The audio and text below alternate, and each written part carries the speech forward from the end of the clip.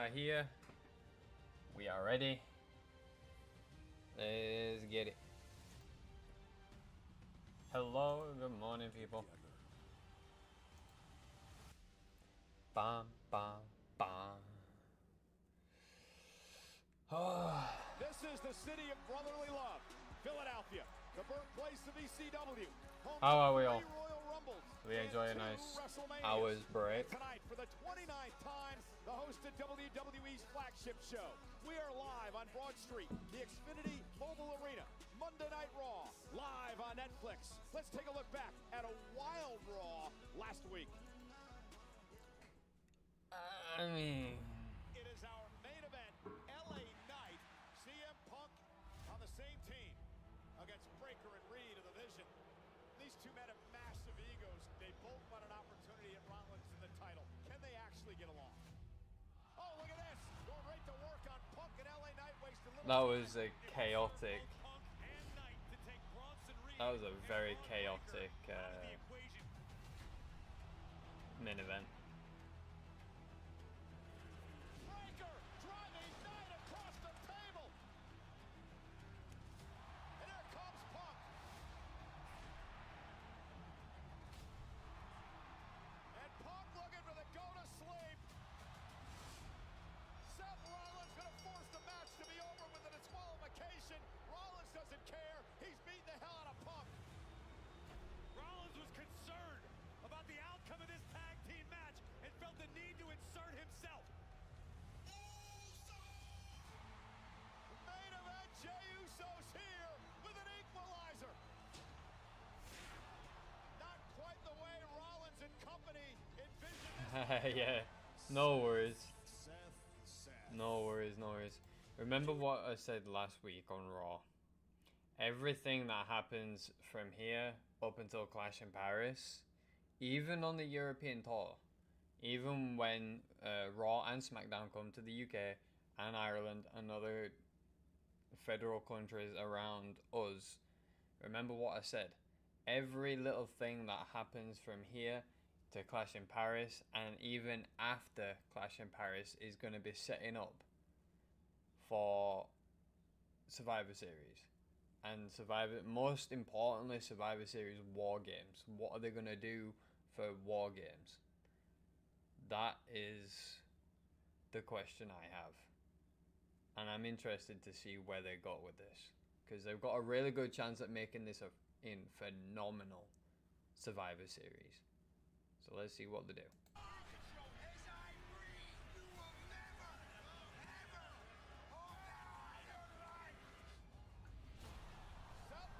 Yeah, they're coming to SmackDown is in Ireland this Friday, and it's gonna be interesting. And one of the men in the fatal four-way at Clash in Paris is in action tonight. Main event, Jey Uso battles the Vision's big dog Braun Breaker live on Raw. Oh. And last week Naomi was not meant. And I'm even more interested in this. Io Sky tonight, the women's world champion, to address the state of the title live on Raw.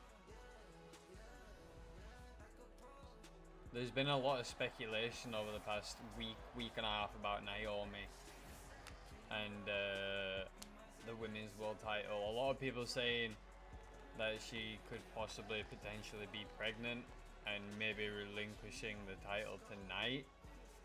Or there's been some wild and wacky fan theories, but I don't know. Never mind, we're not starting with Naomi. That might be later in the show.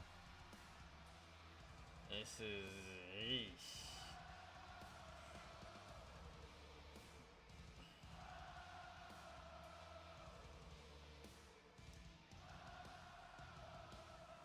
So we got Breaker and Uso potentially starting this show. Breaker's already in gear.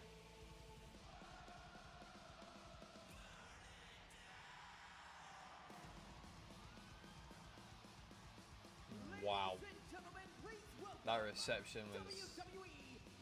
Jesus Christ.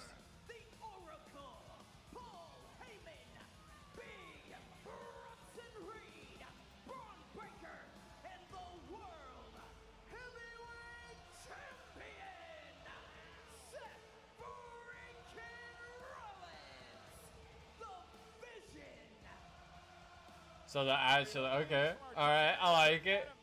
Last week that there will be no champion's advantage for the World Heavyweight Champion Seth Rollins a week from Sunday. It starts at 8 o'clock local in Paris, 2 o'clock on the East Coast, 11 a.m. Pacific time, as Rollins defends in a fatal four-way the World Heavyweight title at Clash. I think that's 8 p.m. for us.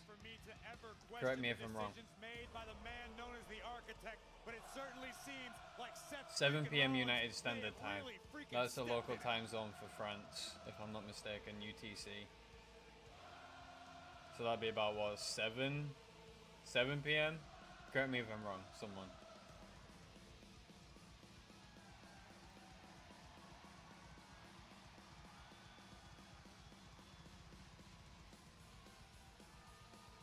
Yeah, 7. Yeah, I thought so. Thank you, Matty. Because we are an hour, but yeah, yeah, okay. We're an hour behind the UTC time zone.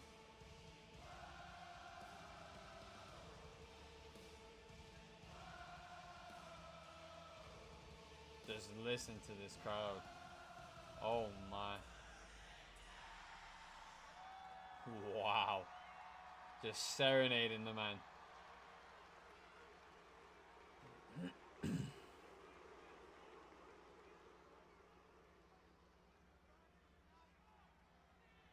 Ladies and gentlemen,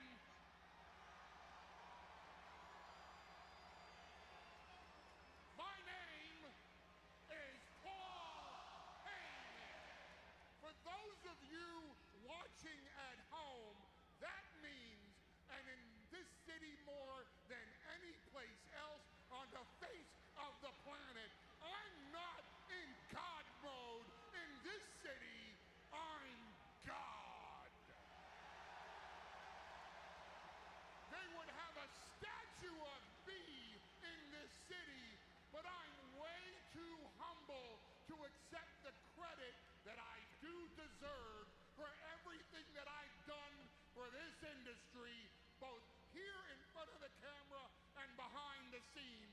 Bluntly, I am the GOAT. Damn fucking straight, brother. But I'm not the only GOAT that's standing in the ring tonight, because the vision is a ring filled with GOATs. For example,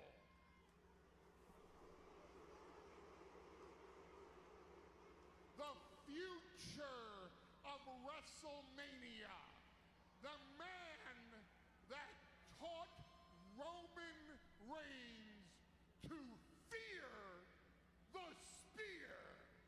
Ladies and gentlemen, Just look in the eyes of Braun Breaker. and this is his yard, Braun Breaker.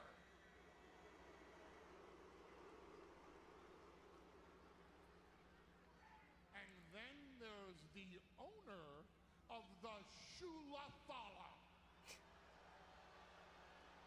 the master of the Tsunami, a man that put Roman Reigns down, and Roman Reigns was not man enough to get back up. I give to you the tribal thief, Big Bronson Reed.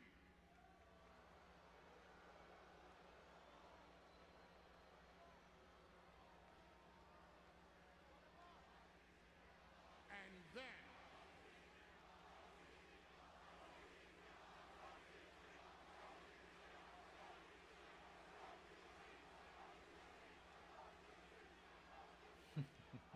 I love this. they're not chanting OTC, they're chanting Paul E, Paul E, Paul E.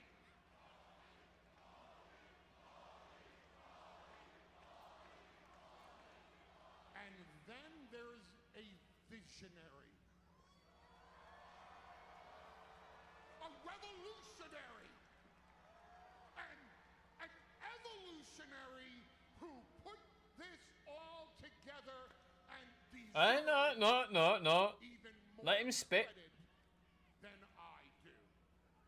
Let him spit. that pinned WrestleMania. In the main event of WrestleMania, pinned Roman Reigns. And he did it not once in the main event of WrestleMania. He's beaten Roman Reigns twice in the main event of WrestleMania. Ladies and gentlemen, I give to you the reigning, defending, Oh, he did the heist of the century. heavyweight champion of the world, Seth freaking Rollins! Yeah, he did. Yeah, the heist of the century against Brock Lesnar, and then yeah, he did. Oh wow. I didn't think they'd actually go that far back, but holy dude. I didn't think they'd actually use that as material in the script. That is actually insane. Now that's what I call attention to detail.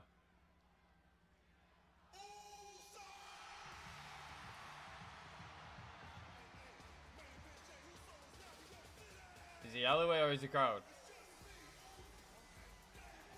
His crowd. Is he? Yeah, his crowd. There he is. Fucking hell, I can't see him in the fucking sea of hands. Jesus Christmas.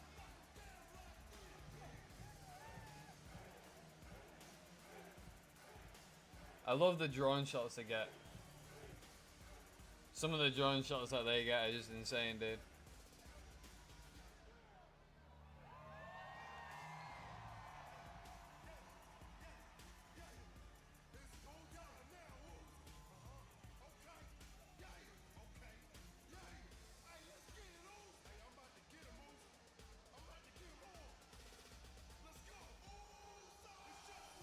They are eating in Philadelphia for main event Jey Uso.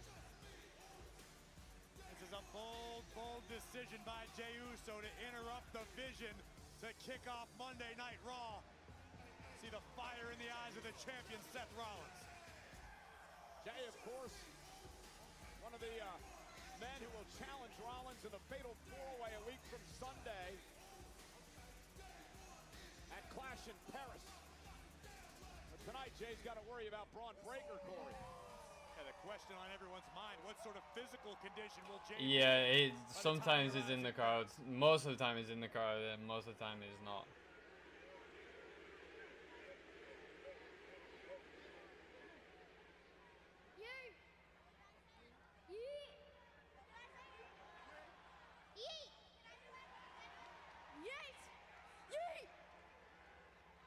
Hey, Seth Rollins, please, I'm tired of hearing you talk. OG, Paul Heyman, I'm tired of hearing you talk. As a matter of fact, I'm tired of all of y'all. I'm tired of y'all trying to threaten my family. As a matter of fact, I got next. I'm up next. I tapped out Gunther at WrestleMania to become World Heavyweight Champ. And that pair of Seth Rollins is gonna get worse for you, Oos. Hold on. But look at Puppy Dog over there, Braun Breaker. Acting like he don't hear me. Oh, he hear me. You know why?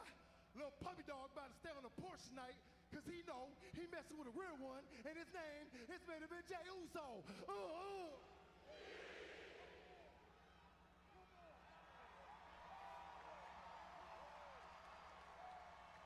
Breaker, you hear what he just said about you? He thinks he's better than you. I love Jay's character. This new character for Jay is absolutely astonishing. He thinks he's a better athlete than you. He thinks he's faster than you. He thinks he's stronger than you. He thinks he can bench press more than you.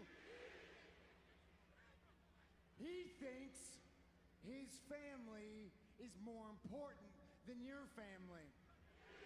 He thinks your dad is a loser. He thinks your uncle is a moron. He thinks your family's a bunch of fat asses. He's got no respect for you. Hey, hey, whoa, whoa, whoa, whoa, whoa, whoa.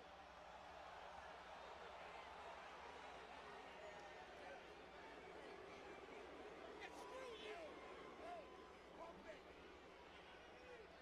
Got it. Chill out. Easy. Did Rick almost go off script? Straight. You want to pull this on us in Philadelphia? Did Breaker almost go off script? A long time ago. I saw the panic in Seth's eyes. That far away. I don't know if Breaker almost went off character from being hyped up there, I can't lie. I think he took what Seth said just a little too personally. Maybe. I don't know if that is part of the script. I don't know if he was supposed to do that and Seth was supposed to react like that. I don't know. But didn't look like it for a second. Be a very specific type of match in which they do it. No disqualifications, no countouts, winner by pinfall or tap out only. In the name of the Sandman, smashing a beer can into his head. In the name of New Jack being the only real gangster in this business. In the name of Rob Van Dam smoking his opponents all the way down at the corner of Swanson and Rittner. In the name of the late great Sabu, innovating moves that nobody ever saw before. In the name of the late great Tommy Dreamer. Yeah, I know he's not dead yet, but he should be. He's still alive? Yeah, unfortunately. In the name of the Dudley Boys, putting everyone through tables. Whoa, whoa, whoa, whoa, whoa. All right, okay. Whoa, whoa, whoa. Whoa. I said whoa. Oh, y'all can't hear. I said whoa. Hey, it's all good because great minds thinking like OG. You ain't even got to say it no more because the only rules I need tonight are extreme rules. Talk to him, Billy. Hey, 4 letters.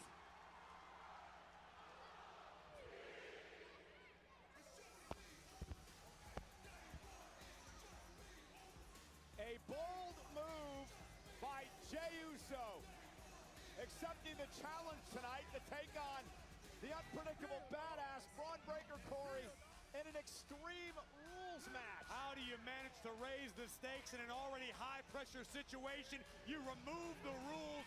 That's a game changer. What did I say?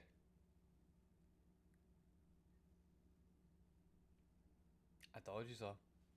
It is ramping up. One match with Roxanne Perez. Before the match, the former world champion would run into some old friends of hers, the Kabuki Warriors.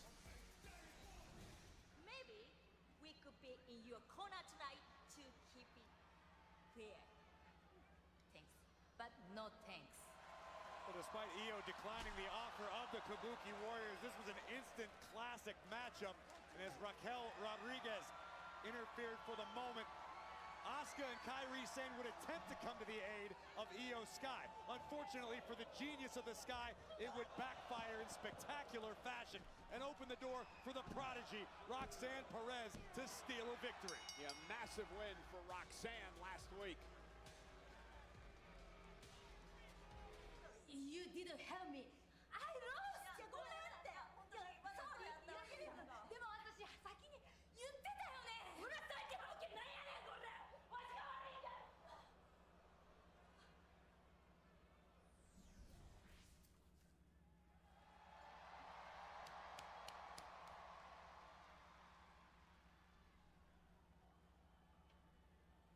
Io. I'm sorry about last week. I'm sorry. ごめんなさい。ごめんなさい。Asuka, it's okay. Thank you. Io, let us know if you need help tonight. We'll have always have your back. I know you will always have my back, but I really need to do this on my own. Just like you did before, Asuka. 私私大丈夫なんで信じててくださいね。行ってきます。いける。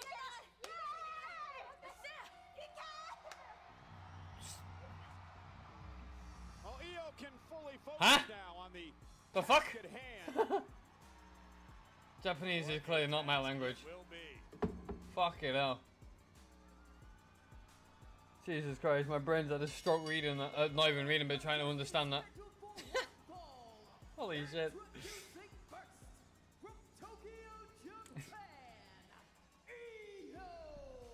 Literally just. Well, this is going to be a good one. The former world champion, Io Sky. She's got a bit of history with her opponent tonight, Raquel Rodriguez of the Judgment Day. Io, Raquel go one-on-one live on Monday Night Raw on Netflix from Philadelphia.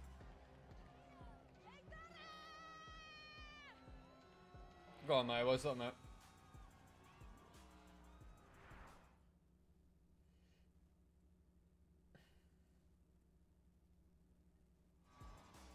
Io Sky looking for a measure of redemption from last week, coming up short to Roxanne Perez. Io can turn the tides back in her favor tonight, should she be able to get past Raquel Rodriguez, which is no easy task. Well, and I felt bad for Asuka and Kairi Sane last week, Corey. I mean, obviously inadvertently 1.7 Io watt. Sky, and as you mentioned, it backfired. And Io looks to get back on the winning track here tonight. You know what they say, the road to hell is paved with good intentions. Perhaps a miscommunication. Either way, the W last I'd week say save belonged it, to the but Prodigy. Io, of course, the former I'm not you. women's world champion. I'd say save it for when you would see something you really want. You have to respect the fact that Io wants to come out here and succeed or fail on her own, of her own volition, to remove all doubt from any potential doubters. Hey, you know, speaking of former women's champions, I'm still trying to decipher what we saw last week in what was a very emotional interview with Bayley. Oh. I'm not exactly sure how to start this, but I honestly don't even know how I got here right now. I've been doing this for almost 13 years, and I've never felt the way I feel. Now I, in a way, want more but feel less. I want more and feel nothing. I think it's my fault. It's my fault.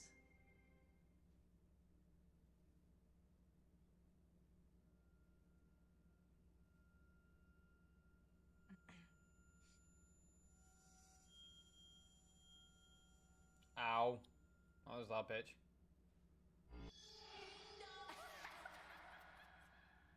What the fuck?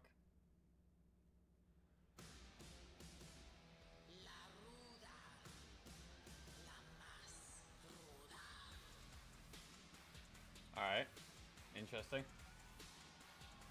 And her opponent, accompanied by Roxanne Perez from Rio Grande Valley, Texas, representing the Judgment Day. There's this game. And I understand, Corey, a little bit later on. Yeah, I tonight, could we're gonna hear understand some why more you're from Bayley. calling about that She one. has been acting odd on social media as I've well. known Bayley for many, many years. I consider her a friend. She's been in my home. She knows my children. I have no earthly idea what is going on in that poor woman's head right now. Raquel Io next.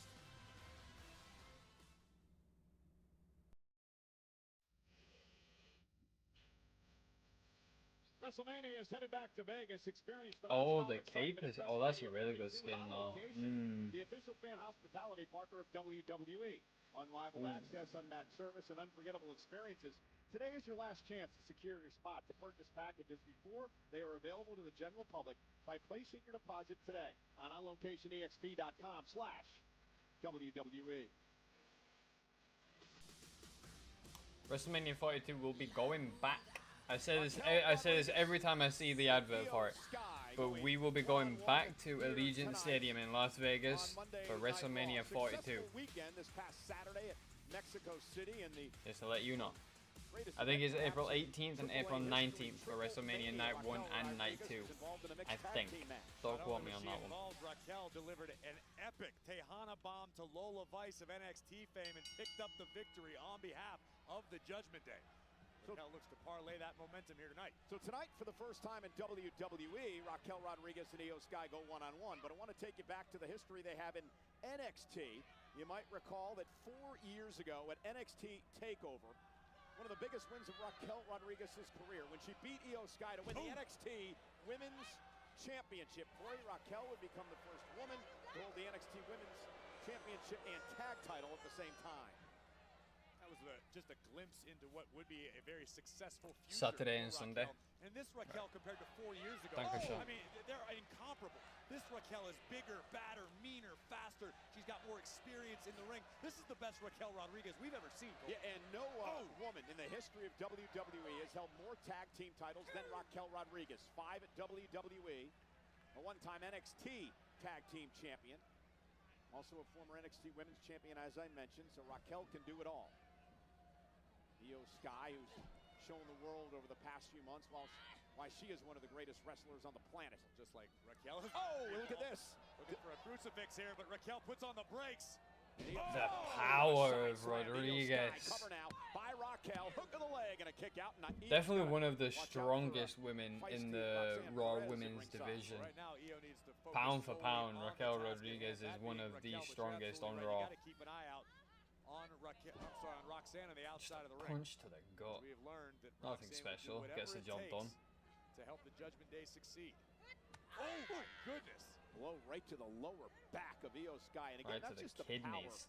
power of Raquel Rodriguez, who loves to woman handle. That was a all the opponents in the fantastic ring. sell by Io.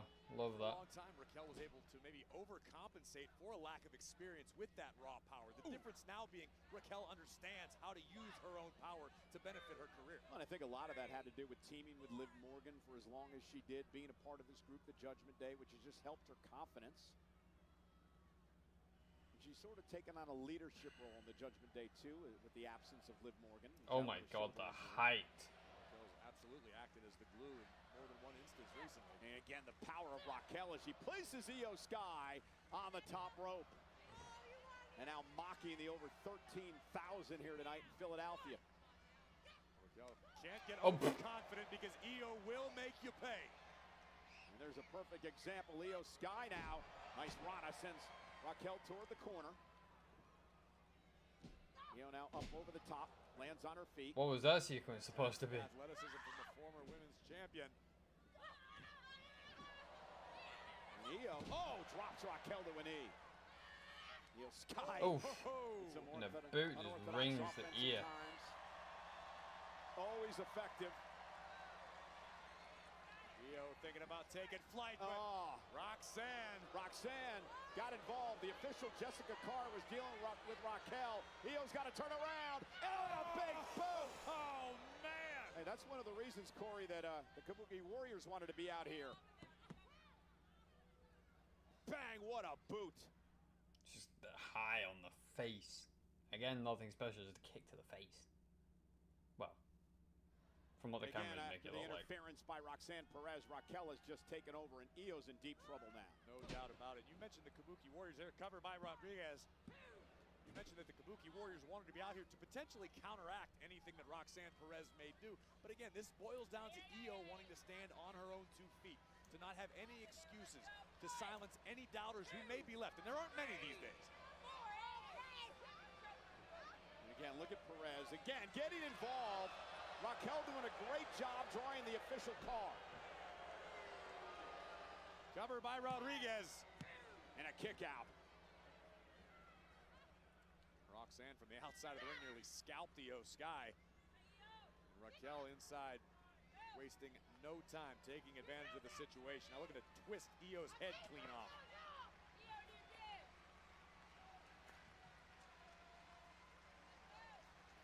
Io trying to fight back into this, gain some momentum off this capacity crowd here tonight in Philadelphia. And Raquel's done a fantastic job to this point of stuffing any momentum Io's been able to build. Big shoulder Wow. tackle by Rodriguez. You know, Io likes to push the pace. The size difference between these two, I love it.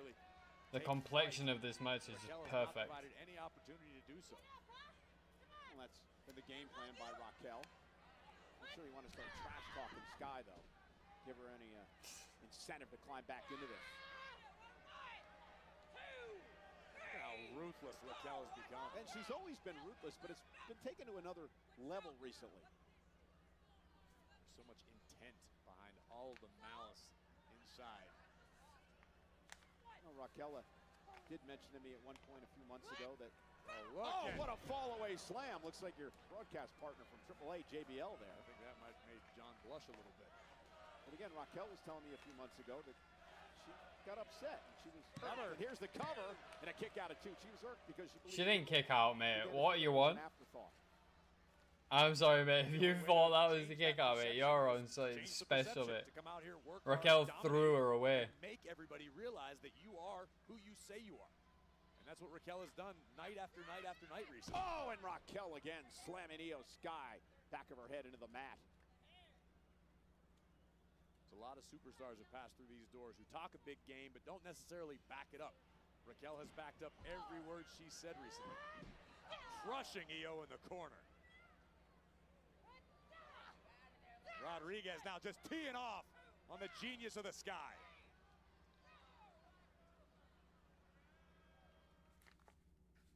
She gotta be careful she don't get that 5 count. If she gets that 5 count in the corner, that could be it. Raquel Rodriguez has been DQ. dominating this match against Io Sky ever since Roxanne Perez got involved a bit ago.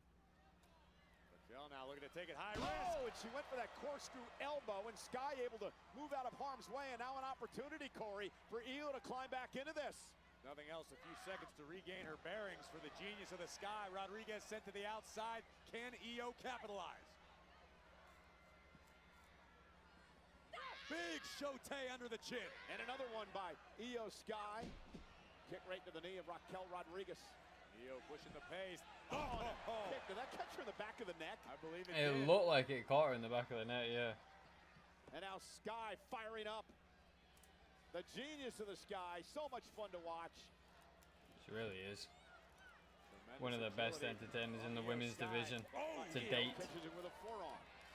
And now Sky looking to go up top. Io, missile drop kick from the top rope, drives Raquel to the corner. This is what Io was in search of and Raquel was trying to avoid.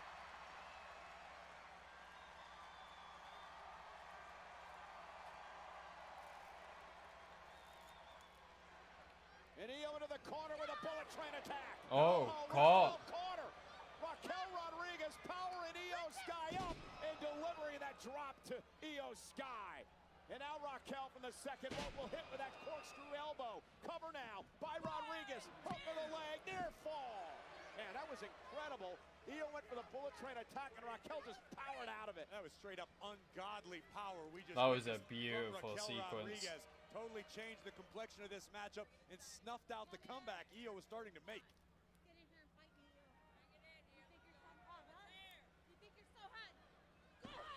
Perhaps Raquel got a bit overconfident in that moment. Well, I have Kepa now. W. Now Io is going to launch himself off the top rope, and again Raquel intercepts her. Io, though, turns things around over here. Stop right to the midsection. Io's starting to get some momentum going. And Io turns the tides back into her favor. She could be thinking about the over-the-moonsault. Top rope for Sky. Raquel rolls out of harm's way. Io may have hurt her ankle as she came down hard. And Rodriguez with a clothesline, wiping out Sky. Jesus Quickly Christ. into the cover for the Just win. turned her Is it inside enough? out. Kick out at 2 and near fall. Take another look with the added momentum. That left arm lariat from Raquel Rodriguez nearly put Io away, but too much fight left in the former women's world champion. Io Sky, of course, at SummerSlam was in that triple threat with Naomi and Rhea Ripley. And look at this now. Io rolling up Raquel, shoulders down, and a kick out. Naomi, the women's world champion, will be joining us later tonight to talk about the state of the women's title. And now Sky, second rope. And what a tornado DDT from Io Sky, dropping Rodriguez. I don't know if it was intentional or just pure luck, but Rodriguez rolling under the bottom rope is a wise decision. I think that was just carried by momentum, maybe. I don't know. May not be so wise of Io Sky. Oh, look out! Look out! Suicide dive to take out Perez. Io wasn't going to fall for that trick again. And out to the other side. But wait a Oh. minute, wait a minute, Cole. Raquel caught her and powered Io up to her shoulder. Insane strength again by Rodriguez. She rolled through the suicide dive. What the fuck choreography is that? Who wrote the script this week? And If now she wasn't Raquel before, she will be now. looking to put Io away with a massive Tahana bomb. Io, though, sends Raquel face first to the turnbuckle. And just that quickly, Io is in control. And now we get the bullet train attack. See the urgency in the Genius's movements. Perched up top. Io's in her wheelhouse. Over the moonsault. Io with a win. Wow. Here is your winner, Io Sky. Io wanted this. Io needed this. The victory tonight. And meanwhile, Roxanne Perez now. Roxanne was ready to pounce. Then Roxanne hammered away on Io Sky. I bet you Io wishes she had the Kabuki Warriors now. Oh, Double team. Io Sky left helpless and defenseless. I don't believe the Judgment Day's through yet.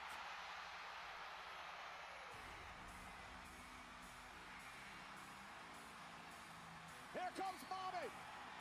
Rhea Ripley. The Eradicator. Just about boots Roxanne out of the cage. She literally did as well. To the monstrous Rodriguez. Yeah, these two have been involved in quite a rivalry. Missile drop kick from Sky. Io and Rhea bound by mutual respect. Professional admiration. Raquel kicked over the top rope. Rami playing equalizer tonight. Yeah, good thing for Rhea Ripley.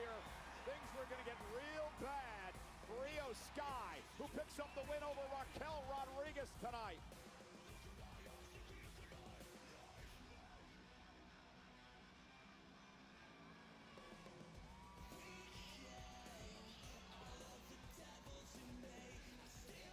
I'm backstage with LA Knights. LA, congratulations. You have earned yourself a huge opportunity in 2 weeks at Clash in Paris when you compete in a fatal four-way match for the World Heavyweight Championship. Look, I know you know this. Seth Rollins always has a plan B, so I guess my question I ain't worried about plan B, C, A, none of that. What I'm worried about is week after week, it's the vision. What do you want? Apologies for interrupting. Jackie, can you give us a second? for a friend, sure. No. You don't have to go anywhere. You can stay right here. Stay right here. Do the interview. It's fine. It's fine. All right, well, while they chant my name in the arena, I want to get something clear to you that we kind of need to be on the same page here. I don't care if you don't like me. I don't care if I don't like you. You think this is about me not liking you? This never had anything to do with me not liking you. It's the fact that I've had 2 championship opportunities, and where were you? Sticking your nose in it. There you were. That's the problem, my man. It's not a personal thing. It's business. Okay, so tonight's not about business, but in 2 weeks, that's all it's about. But we're not gonna get there unless we stick together. We need a little bit of cohesion here. Me, you, and Jay watching each other's backs because you know what's gonna happen with Seth and his goons. The numbers game. You've got to be kidding me. Last week, you're the one who puts your hands on me first. And how'd that work out for you? You ended up eating a couple mega-star little meat mitts to the mouth, didn't you? I think that's how it went for you. If that's what you want to do, if that's how you want to play it, none of us are going to make it to Paris except for me. Look, I tell you what, here's what you need to worry about. When we get to Paris, there's going to be one man holding his hand up with that title in his hand as the world champion. It ain't going to be you. It's going to be this man with everybody saying L.A. Knight. Yeah. CM Punk and LA Knight certainly have their crosshairs set on Seth freaking Rollins, but so does main event Jey Uso. But that's in Paris. Tonight, we are in Philadelphia. And in our main event, Main event, Jey Uso will go one-on-one with the Vision's Braun Breaker. That in an was Extreme Rules not match. what.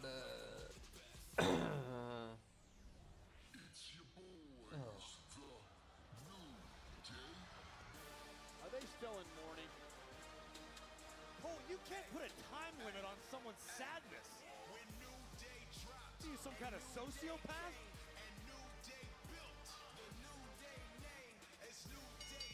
The following contest is scheduled for one fall. Introducing first, accompanied by Grayson Waller and Kofi Kingston, representing the New Day, Xavier Woods.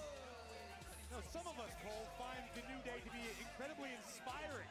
In this dark time in their careers, they're still willing to do battle against whoever steps in their way. Xavier is upset that Penta disrespected his silly hat. Well, coming up next tonight.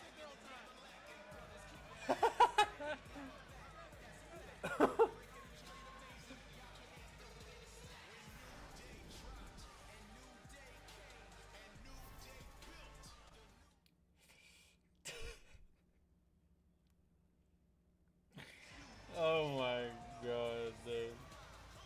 What is Waller wearing? That is what we refer to as a mourning onesie. A what? A mourning onesie. M-O-U-R-N-I-N-G. First off, they're overalls, number one. And number two, overalls are usually in denim or at least Dickies. So I'm not quite sure what fashion statement he's trying to make. He's not trying to make a fashion statement, Cole. He's trying to make a sadness statement. He's trying to make sure the WWE Universe understands the pain being felt by the entire New Day, Big G included. What the fuck, dude? Oh no, and they've got a mic as well. Oh. And close your obese mouths while we mourn the tag team championships. Hey, y'all don't know what a moment of silence means? Y'all are booing us? Don't you realize that it has been 50 days since we had the tag team titles stolen from us? I would think that you people of all should understand what losing feels like. Being that the Philadelphia 76ers are the biggest losers in all of sports.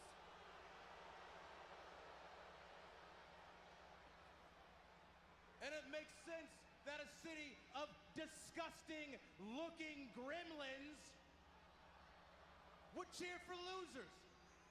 And that's why you're probably going to be cheering tonight. I love the characters, but I just hate the execution. I can't lie. Meanwhile, Penta is a full-on criminal. He desecrated my favorite grieving hat and owes me $18,000. Now it's 18. And to this day, Didn't he say it was 12,000 last week?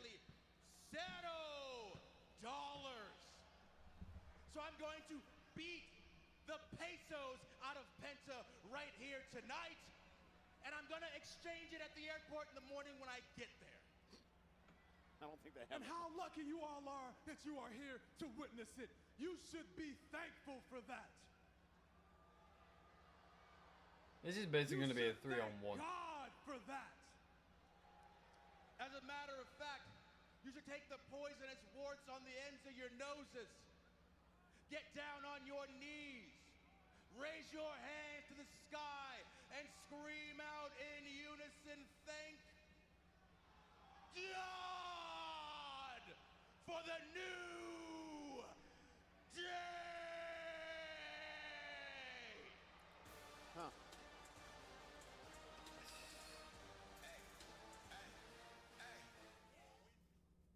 Huh. Interesting.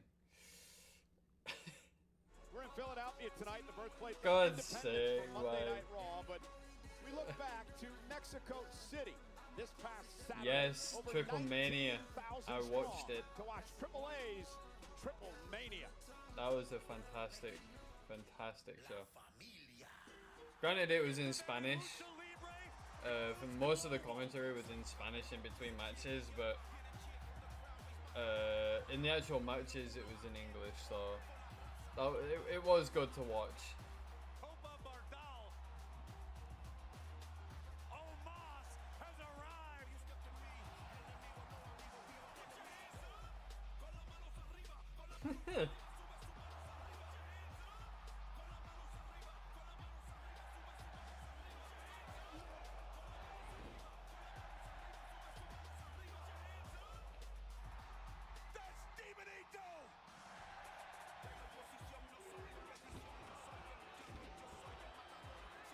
That was a brutal match as well.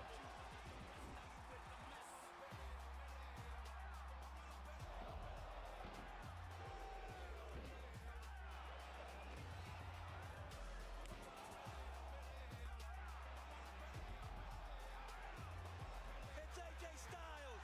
This was crazy. It was magnificent. And now is our Triple Mania fact presented by Credit One Bank.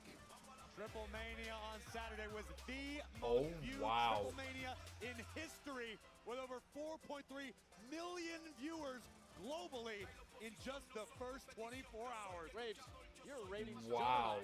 That's me. I'll take it. Yo, look, I didn't mean to get involved. I knew that you had that match won, but It's okay, Rhea. they intervened. I just couldn't not step in. Thank you. It's okay. Thank you. Are you okay though? Are you Yeah. sure? You. Yo, are you alright? I got it. Rhea can help you, but we can't. I only helped you because you were nowhere to be seen, Asuka. You told us to back off. We did. どういうことやねんこれ。お前やろ。知るかボケ。お前関係ないやつ出ていけよ。知るかボケ。Fighting！なんなんだよお前たちみんな何にも言うこと聞かなくて。おかしいだろ。おかしいって。まあ。おかしいって。だよねこれ。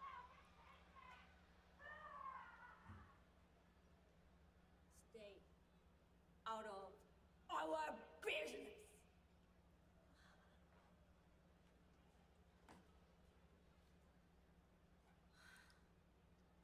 I feel bad for Carrie. She's caught up in the middle of all this.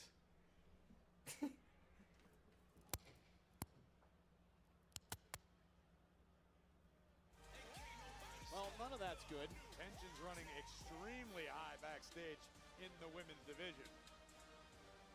Well, meanwhile, the grieving continues in the ring. The New Day's out here. Xavier Woods set for one-on-one action. And again, I asked you earlier, what on earth is Waller wearing? That is Grayson Waller, pardon me, my mistake. Big G's morning onesie. M-O-U-R-N-I-N-G. Where I come from, they're overalls. Oh yeah, I agree. Big G would never step foot in a place like Spawn U.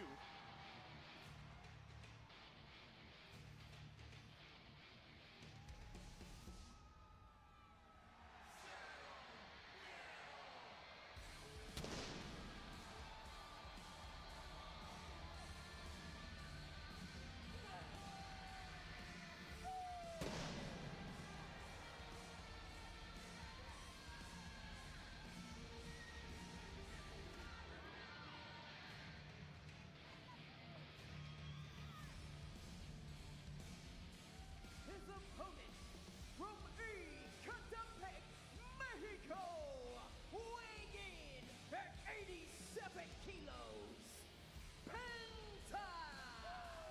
Okay, there's so much to talk about in this match tonight. Let's start with what happened 2 weeks ago on Monday Night Raw. That is when Penta was in a one-on-one match with Grayson Waller. The New Day joined us at ringside on commentary. Unfortunately for Big G, things did not go his way as Penta delivered a twisting Mexican destroyer, which really further upset a morning New Day. And there's that silly hat as Xavier Woods came in and decided to make fun of Woods. The disrespect is unbelievable from you, Cole. That is a custom-made morning hat that Woods had custom built for his own head, yet Penta would disrespect the New Day, the tag team championships, everyone in mourning. Well, maybe Woods should have been mocking Penta there and none of this would have happened. But nonetheless, Xavier Woods is now claiming that that hat is worth $18,000, which I find extremely hard to believe. Why is that difficult to believe? When you factor in how expensive any custom clothing item is, plus you adjust it for inflation, international travel, just having that thing shipped costs an arm and a leg. So Woods and Penta one-on-one here tonight. Xavier Woods said he is going to beat the money out of Penta tonight for his hat. That's what I'm saying. We could be here till tomorrow. Well, I mean, the hat probably is worth $50, so we could be here for 2 minutes. But nonetheless, Woods and Penta one-on-one as the bell rings. Why would you doubt what Xavier Woods says his custom-made hat cost? I mean, Woods is one of the greatest tag team competitors WWE has ever known. 12-time champ. That man's got a bank account with, gentlemen, allow me to offer my condolences once again. My deepest condolences. I'm very sorry for everything you're dealing with right now. As a matter of fact, in a show of solidarity, Cole, I would like for you to refer to me as Corey Greaves as long as the New Day are out here, because let's be honest, this is a very sad time for all of us. Where's mine? They've given this. Look at Woods now, biting the hand of Penta. Yeah, that's really immature and illegal, by the way. Well, obviously our official disagrees, and look who the official is. And nonetheless, Woods saying he's going to beat the money out of Penta. Now, what exactly did Kofi just give you? This is a mourning T-shirt. Great. This is to commemorate the loss, to commemorate perhaps the saddest period in WWE Tag Team history. And that loss, again, is the dissolution, so to speak, of the tag team. Give me a minute. Big kick by Penta. Going to further the suffering of the New Day Tag Team division, correct? And the loss of the Tag Team Championships. I could go on all night, but we've got action to call, Cole. Look at Woods in control on the apron. Beautiful. Belly on his spine. Give me my money! Sato! Dinero! I want 18 grand! I will kill you not. Again, Xavier Woods has been on this campaign for the last week about getting Penta's move, the Mexican Destroyer banned. He went to our general manager, Adam Pearce, and pretty much laughed at him. And then he even tracked down Petey Williams, the inventor of the Canadian Destroyer, to find out how to I honestly don't think I've ever heard Kieran wheezing whilst laughing before. That is willing to take time out of his morning slightly terrifying. do research to perhaps counter what Penta brings to the table. That speaks volumes about the kind of competitor that Xavier is. And to do so with such a heavy heart, I mean, this should be celebrated. Well, right now, Woods is showing off, and he's dominating. Well, hopefully we sell a few of these T-shirts to recoup the losses of the $18,000 custom morning hat that was destroyed and disrespected. Well, I'm wondering. This is the shirt I'm referring to. I'd like to ask Kofi where the proceeds of this shirt will go. Hopefully to buy Woods a new morning hat. Kofi, where do the proceeds for this shirt actually go? Proceeds of the shirt. Where do they go? This is not about the proceeds, man. So you're going to pocket the money. I get it. Pocket the money? Well, hold on, man. Yeah, you always own some stuff, man. You always own some stuff. Oh. Wow, Penta. Deliver that blow to Woods, who fights back with a chop of his own. I got it, Kofi. Corey, a walking billboard now for the New Day. Simply here to lend a hand to friends in need, Cole. More people should have friends like me. I lost my baseball hat one night in the bar, and you didn't mourn. Because it wasn't $18,000. It was some $20 job you bought outside the stadium. That was a huge boot to the gut. Penta by Woods. And Xavier actually very impressive in this match. He's been dominating really since the beginning. I can't believe after all these years and all of the New Day's success that you're finally now giving credit where it's due. You seem to like Xavier Woods when he was out here shilling bootios, yet the man has an cover here by Woods. Is it enough? And a kick out by Penta. Woods and Kofi Kingston are in emotional turmoil, and you're mocking them. Oh, I've never seen anybody get quite upset over a hat like this, but to each his own, I guess. And Woods now, as Penta somehow trying to climb back into this. Oh my God, just wrenching with all of his strength on the second rope. Wow. Imagine what the damage that could do to someone.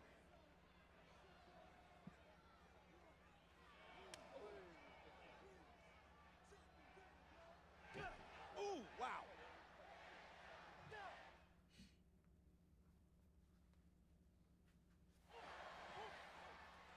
And Penta was trying to fight back into this matchup in front of over 13,000 in Philadelphia tonight for Raw here on Netflix. And Xavier Woods, who had been dominating, hangs Penta up again on the top rope. Woods been so impressive, the former king of the ring.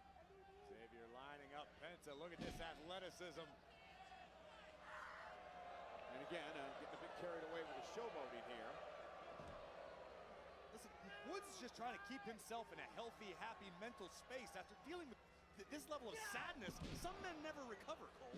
Big kick to the face cover now by Woods, who claims he's going to beat the money for his hat that Penta destroyed out of Penta tonight. And I think that's a very respectable goal if you're Xavier Woods. With what Woods and Kofi have dealt with recently, I wouldn't have blamed Kofi and Woods if they moved to a cabin in the middle of the woods and became hermits because they couldn't deal with society anymore. It's a really sad thing. It's a hard thing to deal with, Cole, that level of loss. Which is, again, why I urge everyone to purchase the new morning shirt of the New Day to help with, you know, the proceeds of everyone's mental well-being. And Kofi didn't explain where they would go, but and Penta now with a kick to Woods, and here comes Penta firing back now, kick to the back of the leg. To the hamstring. With a sling blade. Penta showing no fear, fighting his way back into this contest. Quebradora by Penta sends Woods to the outside.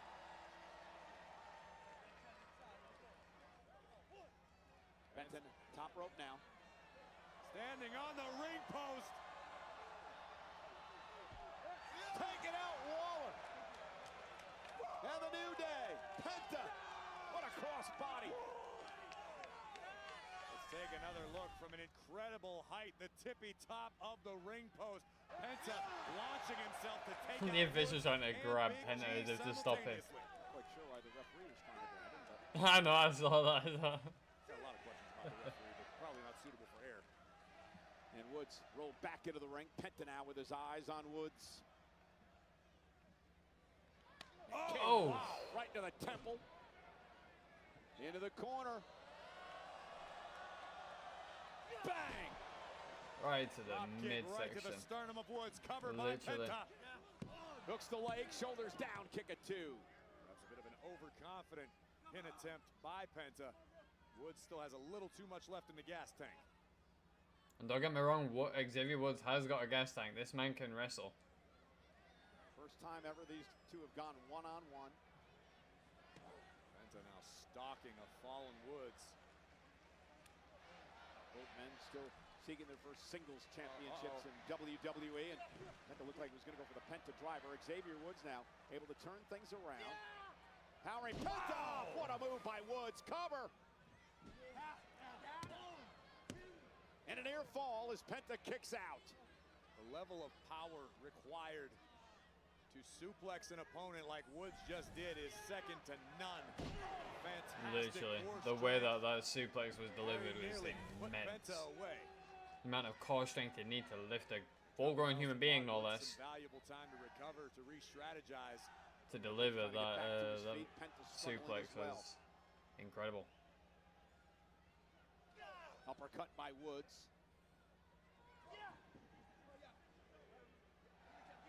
Woods continuing to soldier forward. Now just, oof, What a chop. unloading on the luchador. Yeah, look at frustration on his face as well. Penta moves out of harm's way. Oh, By Woods, though. Looking for the honor roll. Penta caught him. Uh-oh. Penta hoists him up. Oh, Penta driver. But Penta doesn't have enough left to go into the cover. Penta unable to capitalize in the moment. Woods looking for respite. And now Kofi Kingston places Woods' boot on the bottom rope. Penta will not pick up the win there. And that is Hall of Fame level teamwork right there. Well, there's a reason they're 12-time tag team champions.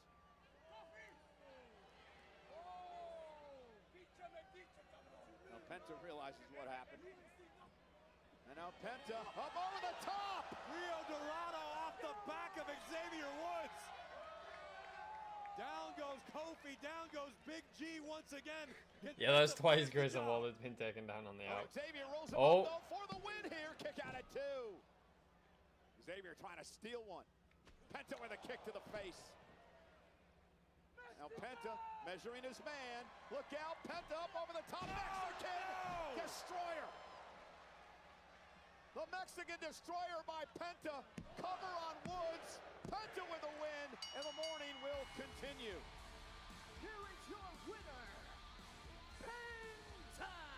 You can put the silly t-shirt down now. And now Penta escaping both Grayson Waller and Kofi Kingston. Well, if I'm Xavier Woods, I'm filing a complaint with Adam Pearce about Petey Williams, because obviously Petey gave Xavier bad advice. Take a look at Penta, showing no fear, stepping off the back of a fallen Woods, super kick under the chin, and the Mexican Destroyer strikes again. Woods unable to kick out, and tonight belongs to Penta. Penta.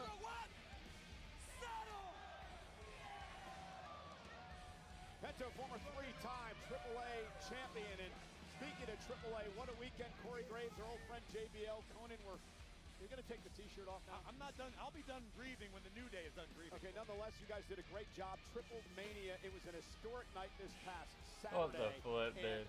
Well, no rest for the weary, because we're heading back out for another AAA show, Worlds Collide, in a few weeks. Look out, Las Vegas. September 12th. The Max Center. Tickets are on sale this Friday, August 22nd. Go to unlvtickets.com. If you missed the first Worlds Collide, you don't want to make that mistake again. It's going to be unbelievable. And now we want to turn our attention to the situation involving Dominic, Judgment Day, El Grande Americano, LWO, AJ Styles. First, let's take it back to Raw last week. Tag team action, Dirty Dom joining forces with El Grande Americano, who lost the foreign object he utilizes to such great effect. Dom would use it to take AJ Styles out. El Grande Americano picking up arguably the biggest win of his legendary career over AJ Styles. Yeah, because he used a medal in his mask. Here are the closing moments of the Fatal 4-Way at Triple Mania for the AAA Mega Championship. And just before Dirty Dom was truly crowned King of the Luchadors, the phenomenal AJ Styles, the hater of the year, using all of his airline miles to settle old scores. Styles clash on Dom, 630 splash from Vikingo. And still. And earlier today on social media, Dominic addressed this.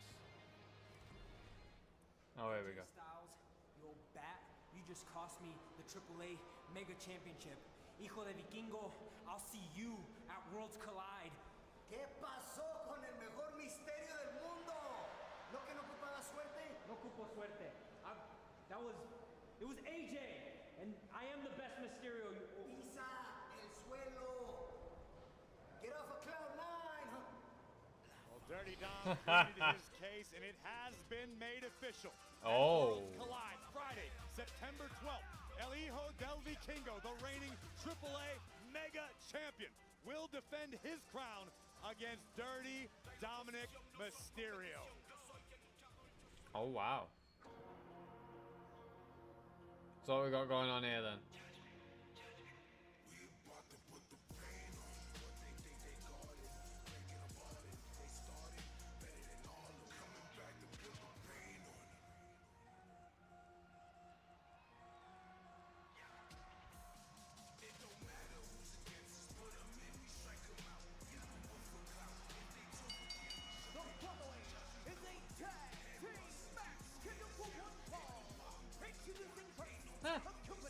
But the Intercontinental Champion, Dirty Dominic Mysterio, representing the Judgment Day.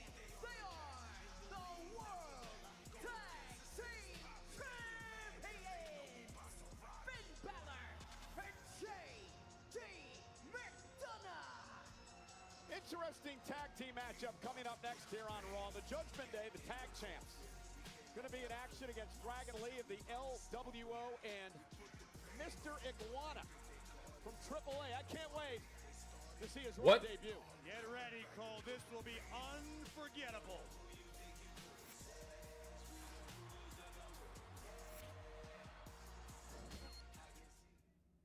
I actually don't hate this. This is going to be sick.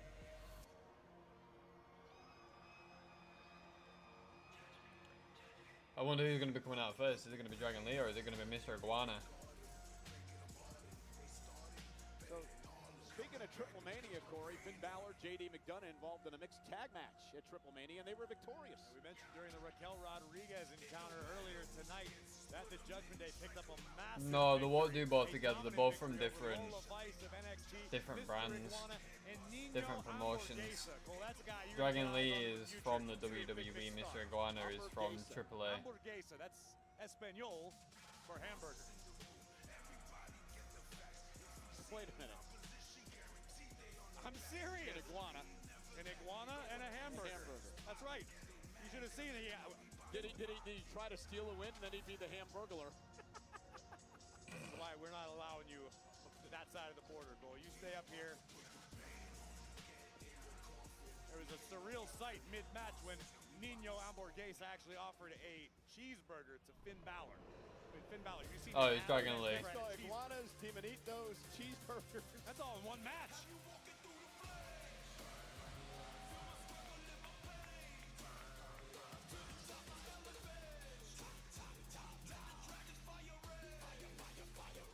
Not to mention Omos beating up Micro Man, which is the, I mean, how many social media? Oh yeah, Omos is back as well.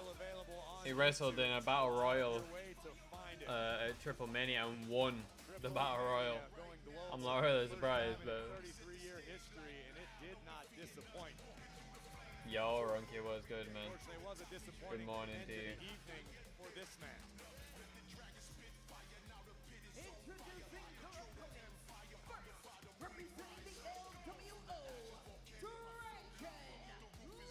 What is that? What the fuck? Multiple occasions, very nearly became AAA Mega Champion in that unforgettable fatal Holy fuck. four-way main event.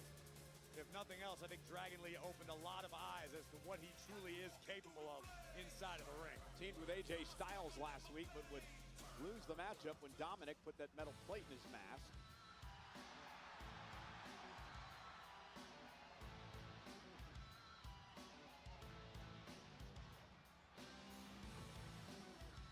And his tag team partner, weighing in at 80 kilos, Mr. Iguana. I've done a lot of things in my career, called a lot of matches, but this is the first time I'm going to call Mr. Iguana in action. Enjoy.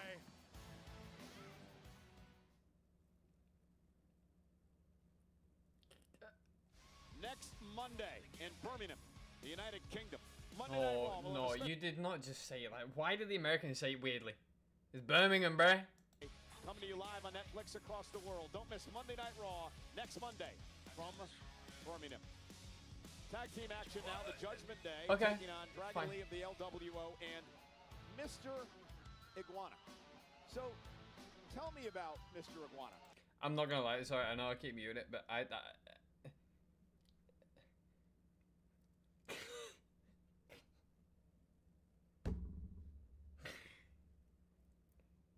in 20 years watching the WWE, I've seen some shit. But why the... I mean, it's storytelling at its finest. I'm not gonna sit and I'm not gonna hate about it. It is what it is. It's quirky, it's funky, and it brings the numbers in. The ratings go up, and that's what they want.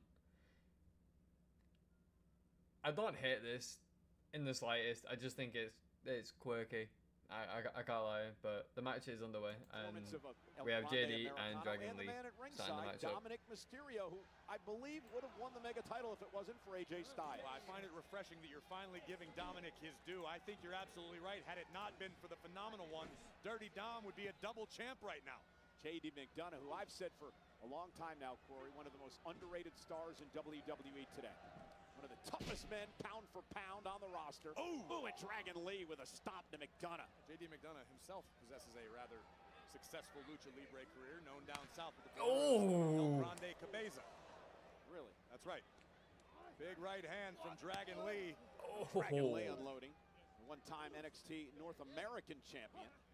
Quite the rival. Dominic Mysterio down there in the Dragon Screw by just Ouch. destroyed McDonough's knee. Dragon Lee looks a bit fired up tonight. As you mentioned, coming off that great performance this past Saturday. Into the corner, nobody home. Gotta wonder if perhaps Balor and McDonough are still reeling from the victory this past Saturday at Triple Mania. Maybe they're overlooking their opponents tonight here in Philadelphia. Look at this brutality. I don't think with those cross faces that McDonough's overlooking Dragon Lee. Into the corner with a wicked chop, and here's the tag to Balor. Balor, a 4-time tag champ, first ever Universal Champion in WWE. Ooh! Vicious knife edge chop. Dominic felt I that. felt that one, dude.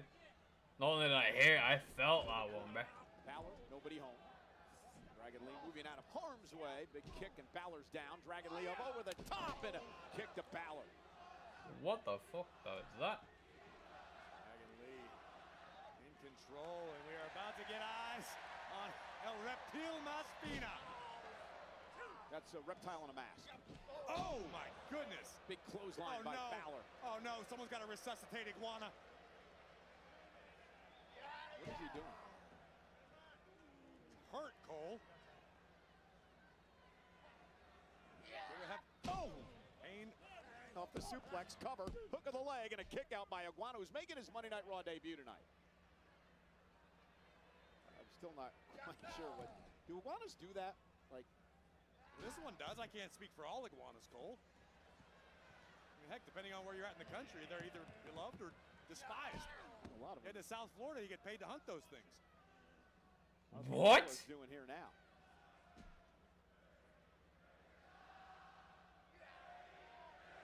Unfortunately for the Judgment Day, to this point, we have not seen Mr. Iguana utilize La Yesca. Yeah, that's the puppet, right? It's Mr. Iguana's prized companion, Cole. Got it. Look at the athleticism of Mr. Iguana. And these fans here tonight in Philadelphia are actually serenading the Intercontinental Champion, Dominic Mysterio. There goes McDonough to the outside.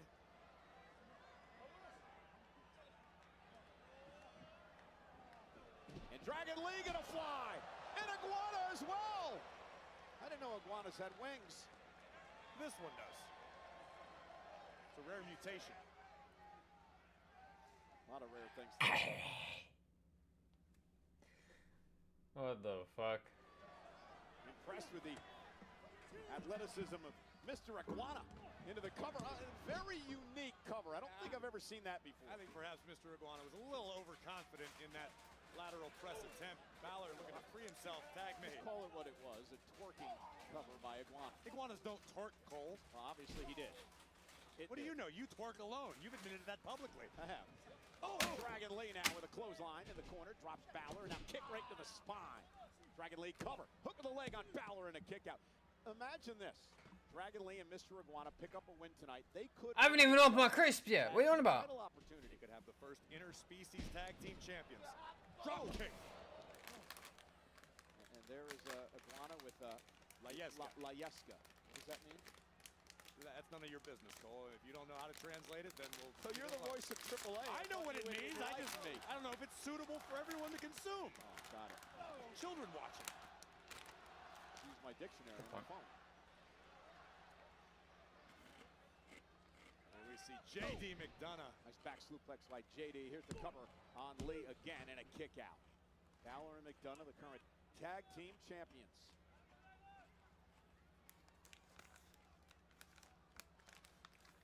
Judgment Day has slowed the pace of this matchup, looking to cut the ring in half, and have done just that, allowing Balor and McDonough to impose their wills on Dragon Lee. And then a cheap shot by Dirty Dom. The dirtiest of the dirty, the king of the luchadors, and a man who should be a double champion. And again, let's say that self-proclaimed king of the luchadors.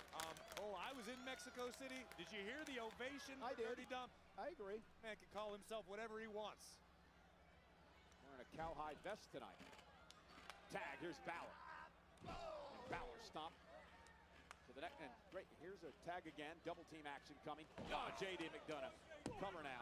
And a kick out at 2. McDonough and Balor working so well together. Long history between these two, well documented. They come from the same area of Ireland. Balor training McDonough early in his career. McDonough's become a protege of Finn Balor for the past several years and served both men extremely well. Dragon Lee, who's in all types of trouble right now and desperately needs to make a tag. There you see Mr. Iguana offering up ITZGAZ, who I believe legally counts as an extension of Mr. Iguana's physical person. It's a very important fact I just spit. What did you say? But you don't even pay attention to me, Cole. I was talking to our producer. North America. I said ITZGAZ counts as an extension of Mr. Iguana's physical being.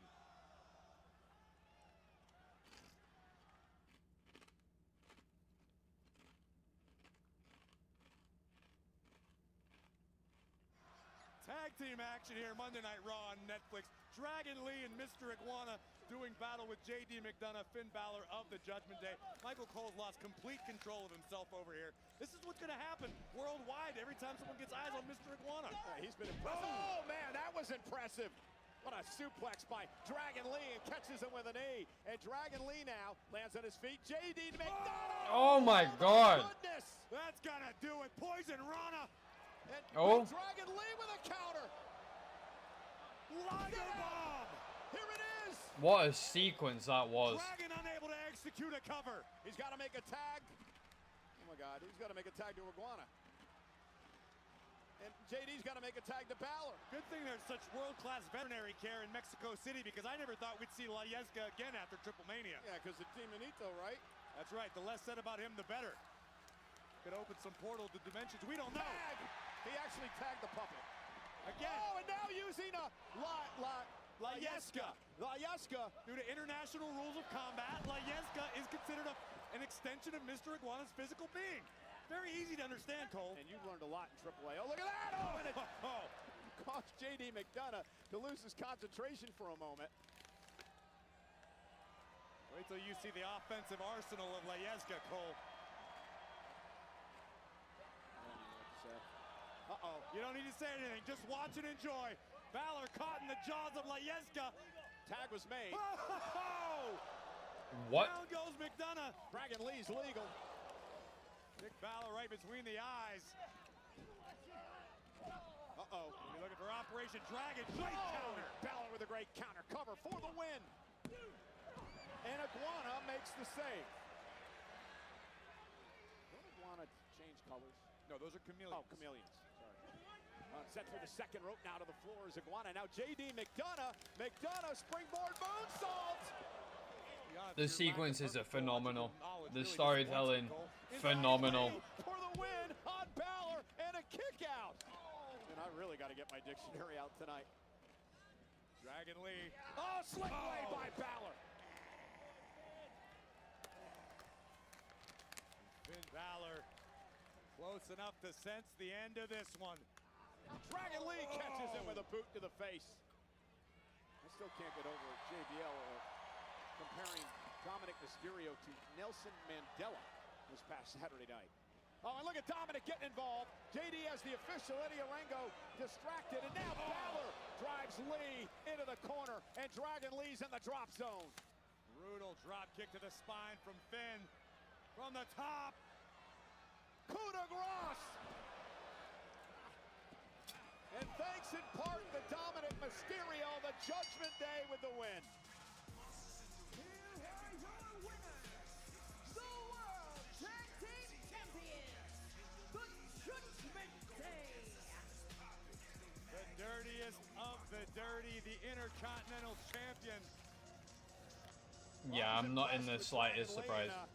Iguana Man tonight in this one. That's Mr. Iguana, Michael Cole. But so little respect. The Judgment Day pick up the victory here tonight. And now, oh, look at, not quite surprised at any of this.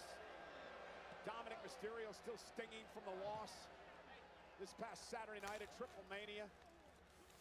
It just goes to show you how strong the Judgment Day are as a unit. Great. But great. Look out. Get our phones. Okay, Dom, I get it. Show a little respect to Dom Cole. His man could be double champion after Worlds collide. Oh, no. Dominic got McClair on our announce table here. This is a statement to WWE, to AAA, to everyone. Wait a minute. Cole, the Mega Champion, Vikingo, dropping Dominic Mysterio with a drop kick. El Hijo del Vikingo is here on Raw. And Balor Tries to get his hands on him, but the champ avoiding Balor and now sending Finn Balor flying. The face of modern lucha libre, El Hijo del Vikingo, Fucking single-handedly hell. making the Judgment Day.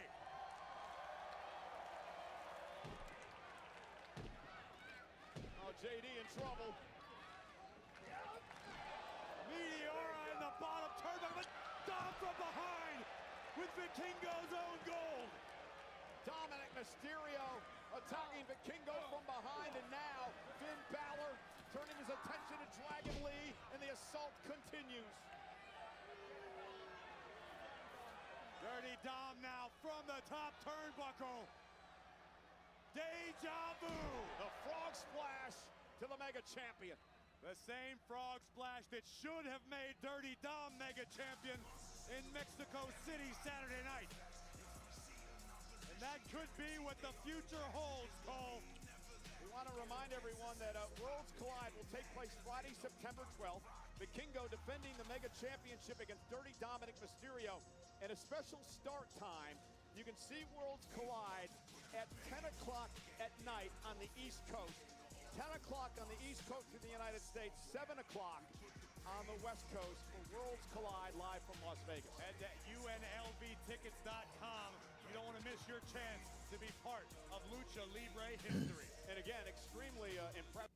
I will also say as well, the AAA event on September 12th will not be on Netflix. It will be on WWE official YouTube channel, broadcast in both Spanish and English. The matches itself will be in English. Commentary in all things surrounding will be in Spanish, Mexican, or however it may be. But yeah, that will not be on Netflix. That will be on WWE's official YouTube channel. So yeah, just to clear that up, and that is at 10 p.m. Eastern, 7 p.m. Pacific, or I want to say around midnight, 1 a.m. British Standard Time, and 2 a.m. United Standard Time for the rest of the European market that do have open access to Netflix. That's all I got for you. We got a segment with Jackie Redmond and the Women's Intercontinental Champion Becky Lynch. To attack Natalya. No, I didn't attack Natalya. No, don't look at me like that. No, hey, no. Natalya attacked me. You're looking at me like you don't believe me. Let's follow the chain of events that happened, right? 2 weeks ago, Natalya came at me very strong, very aggressively, verbally assaulted me. And even then, the generous person that I am, I gave her protege, Maxine, an opportunity, the greatest opportunity of her career, to step in the ring with the greatest female wrestler of all time. And it's not just me saying that, other people are saying that. Sports Illustrated said that. She steps in the ring with me, I bring something out of Maxine, a fire that we've never seen before. And I beat her, of course I beat her. And afterwards, I'm giving her a pep talk, and nasty Natalya comes in out of nowhere, shoves me so aggressively, very bitter, and I simply defend myself. But I understand why Natalya is so bitter. Of course she's bitter. She doesn't belong in my division. She knows that. She's going off, she's trying to prove herself everywhere, all around the world, wrestling for these different promotions, because she knows she doesn't belong in the ring with me. And tonight, I will prove that Natalya doesn't belong in the ring with me. But hey, Natalya, welcome back to the big time.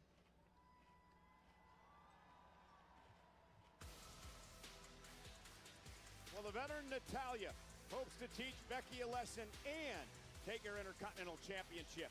It's Natalya versus Becky live on Netflix.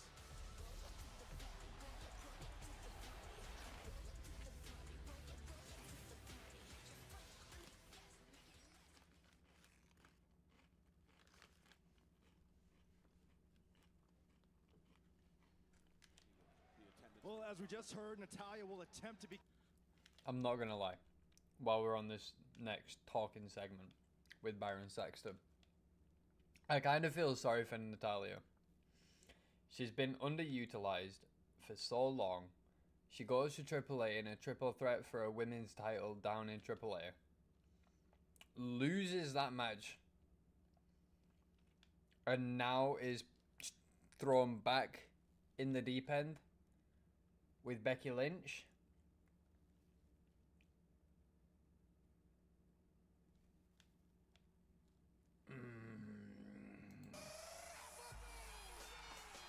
A John Cena segment.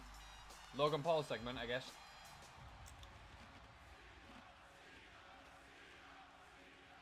The noise in here is deafening. I can barely hear myself talk. After tonight, I got 11 of these left.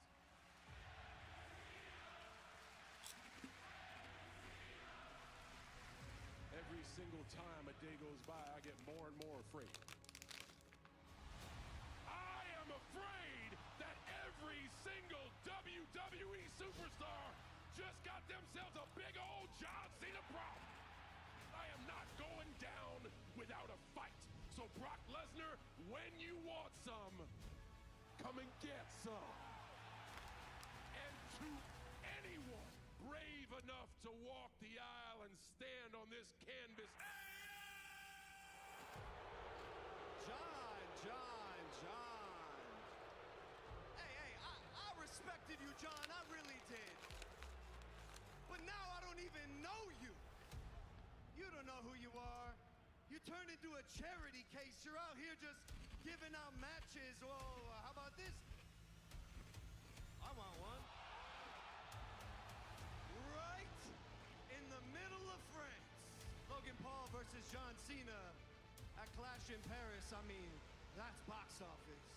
That's headline. You might have just made the biggest mistake of your life. Logan Paul against John Cena. Clash in Paris, I accept. Logan Paul does WWE better than any professional wrestler, and that includes you. Logan Paul, John Cena. Clash in Paris. Who do you reckon wins that one? Paul or Cena?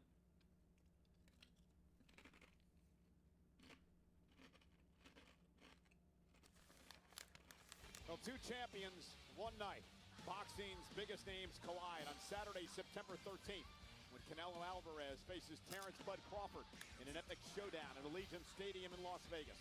Get your tickets now at Ticketmaster.com or elevate your fight night with VIP ticket packages at onlocationexp.com/Canelo Crawford.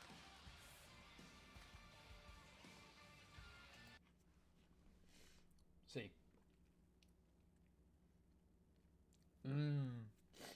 I don't know now. I really don't know now. I'm gonna put my money's on Logan Paul. We touched on this earlier. I can't lie. What do you make of what Bailey has been going through as of late? Bailey's a woman I have known since she arrived back in the My money's on Logan Paul. Quite literally 13 years ago, I believe it was, and I've never known her to be as upset or mentally unstable or whatever she's going through right now. I've never seen her. Yeah, check out what she's been doing on social media as of late. Here's some more about Bailey. Okay, here we go. I don't know if anything I'm saying even makes any sense. Of course you don't know if what you're saying makes sense because the ding dong hello, it doesn't. You haven't been making sense in a long time. I mean, look at you. Seriously. No. Are you happy? No. I mean, without me, you're a loser. Stop. That's enough. We were a double champion. We were the longest reigning SmackDown Women's Champion of all time. I mean, yeah, you're right. Now you're not. I get it. I get it. You don't need friends, okay? They almost stabbed you in the back. You get Stop. WrestleMania. Did you have a good time at Stone vs. Slam? No. Loser. Stop. If you just listen to me, I promise I will steer you on the right path, sister, okay? Anyways, I'm here to help, okay? You idiots, listen to me, listen to me, listen to me!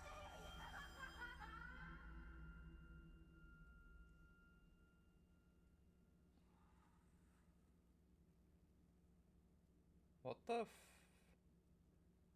The level of story, the levels to this I alone. know what I need. How about a hug?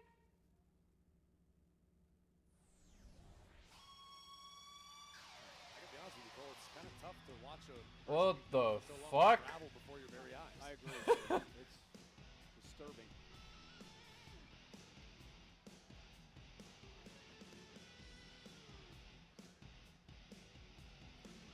Well, for Natalya, she has not held a singles championship in WWE in 8 years, and that fact weighs on her. We did see Natalya in action a couple of nights ago at Triple Mania in the Reina de Reinas championship matchup, and it was a different Natalya Saturday night. I think that might be the biggest understatement of your career, Cole. We saw a completely different side of Natalya in Mexico City. It's as though Natalya's finally learning to take all the frustration she's feeling inside and channel it towards something different, something dangerous. I hope Natty's in that sort of headspace tonight, because she's going to need it dealing with someone like the man. Natalya knows That Becky is Lynch Natalya. extremely well. This will be the 10th time in their careers that they've gone one-on-one. Becky holds a slight edge with 5 victories. See if Natalya can succeed where Maxine came up short in knocking off the Intercontinental Champion Becky Lynch. Natalya's had some success against Becky, but has never beaten Becky when a championship's been on the line.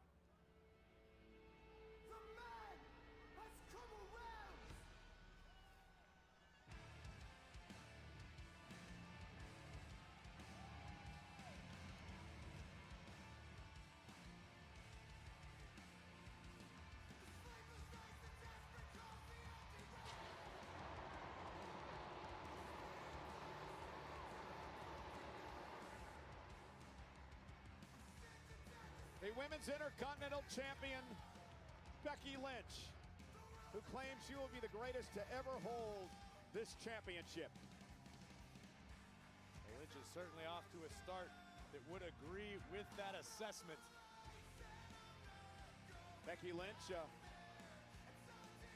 a big WrestleMania match a couple of years ago here in Philadelphia with Rhea Ripley across the street over at the Eagles' home stadium, Link. And tonight, another big match in Philadelphia. Just read that they go, she's going to be in her own Oh. Wait, so does that mean that Becky's going to be on SmackDown this Friday? Let's head up to the ring and the great Alicia Taylor. It makes sense because,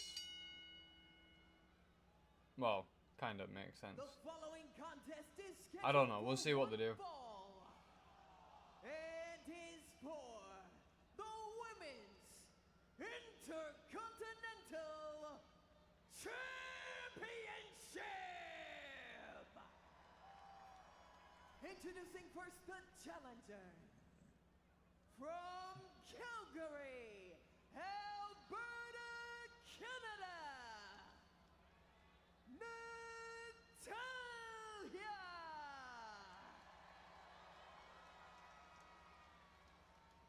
And her opponent from Dublin, Ireland. She is the Women's Intercontinental Champion, the man, Becky Lynch. You know, we talked a lot last week about Becky Lynch maybe being a bit overconfident, maybe taking Maxine Dupree a little bit lightly, although she did retain the championship. Becky cannot do anything of the sort against Natalya tonight. I agree with you wholeheartedly. We're talking about Natalya, one of the most decorated and dangerous women to ever step foot into WWE. And as much as Becky Lynch would never admit it publicly, Becky has a healthy professional respect for what Natalya is capable of. Becky's not going to get caught like that. So if you're Natalya, you haven't won a singles championship in 8 years. You put a lot of pressure on yourself heading into this matchup. Absolutely.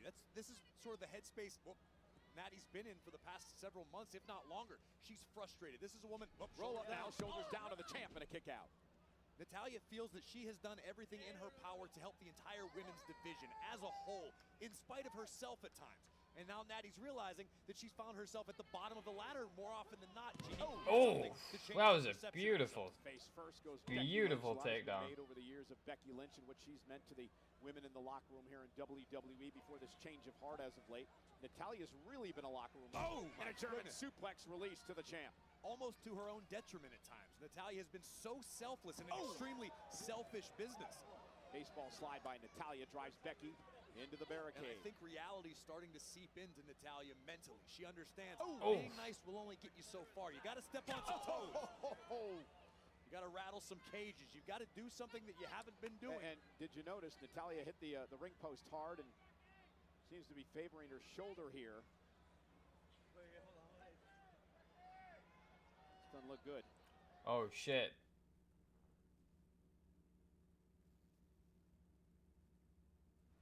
And there's a concern here at ringside for Natalya. Yeah, who, dislocated. perhaps injured her shoulder, and Becky Lynch doesn't give a damn. She right back on the attack. And I know it's It tough, looks but you gotta to have a little be- sympathy for the devil talking about Becky Lynch in this circumstance.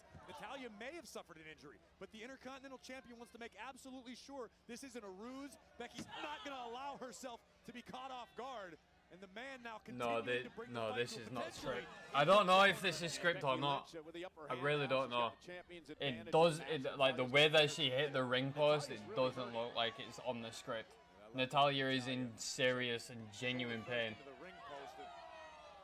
with that left shoulder. A lot can happen. You make that sort of impact, that velocity with the unforgiving steel. I mean, we've seen Liv Morgan several months back suffer an injury to her shoulder on a seemingly a routine maneuver. Rhea Ripley last year made contact with a wall and blew her shoulder out. Who knows what this could mean for Natalya? I hope it's nothing too severe. And Becky now into the ring and in control. The Intercontinental Champion won the title a couple of months ago from Lyra Valkyria.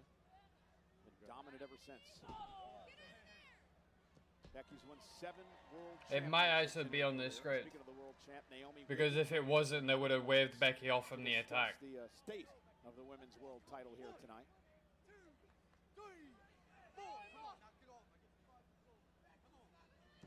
Look in the eyes of Natalya, Cole. It's a different look. Something's wrong. Yeah, she's hurt. Trying to stay in this match. Becky Lynch barking down at Maxine Tazawa at ringside, but she They did it with And Natty's no stranger to pain. This is a young woman. the Liv Morgan match when Liv Morgan did her shoulder in. Natalya cry tears because of pain. There's something going on here. And Becky Lynch. Unless that's also storyline related, but I don't know. Soften up for the disarmer. Exactly. It's brilliant strategy by the champion. Again, it may be unpopular, it may seem unnecessarily aggressive, but at the end of the day, the gold's on the line. Lynch has to do what she has to do. And Becky, mega aggressive here, and she's told us on more than one occasion she'll do anything it takes to keep the championship around her waist. And Becky, just quite such the veteran, she realizes that there's a proverbial blood in the water now for the shark as Natalya's hurt. Cover now by the champ. Natalya kicks out at 2. And right back on the attack. What we're seeing from the champion right now is essentially defensive offense. Lynch keeping Natalya in her grip, not allowing Natty to create any sort of separation to prevent Natty from doing anything offensive right now, while simultaneously squeezing the breath out of the challenger. Natalya trying to stay in this.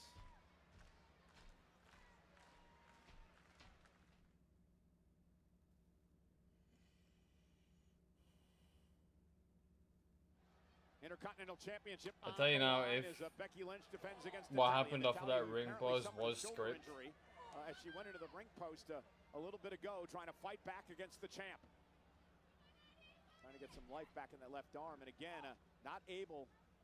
Oh my goodness! To deliver a suplex there, and Becky went right back for the bad arm. Whatever the ring post began, I think Becky Lynch just finished. Rolls through, looking for there it is. Armbar's in. Becky with the armbar in. Natalya trying to block, but how much can it? Becky wisely goes for the injured arm. Becky trying to use, there it is, there. Natty's in all types of trouble right now. Natalya again She needs to try and, there we go. Great move there to turn it into a pinning combination, and Becky still with the arm locked in. Well, if Becky can pass Natalya's shoulder under Natty's own chin, have more of a triangle circumstance here. The armbar doesn't have, she doesn't have full extension on Natalya's left arm. Natalya trying to fight through this. Natalya trying to fight through. Natty's a double tough woman. Does she have it in her? Oh my goodness! Powering Becky up, delivering that spine buster, and I don't know. The break, and I think the damage is done, Cole. Yeah, Natalya in serious pain here. No. Trying to dig down deep. Maxine just said to Natalia, "Are you okay?" Natalia, no. Natalia uses her good arm. Well-placed elbow, kick to the midsection. Becky misses wildly. Natalia with a snapmare. And right there, classic Natalia. Oh, boot to the face of the champion. I don't know if you caught it through the headset, but for the sharpshooter. Trying to step through. And look at Becky going right for the injured arm. Smart move by Lynch. Great move by the champion. Veteran defense. there's just nothing in that arm at all. Good God. That discus clothesline, shades of her dad. Cover now. Hook to the leg. Kick out by Lynch. That clothesline nearly took Becky Lynch clean out of her boots. Let's take another look at this. You just see she's avoiding using that arm at any cost. That arm is gone. There's nothing in that arm whatsoever. No life, no nothing.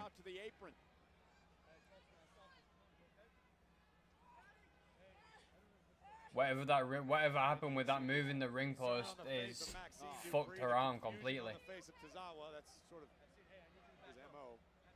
Oh, Becky! Wiping out Maxine.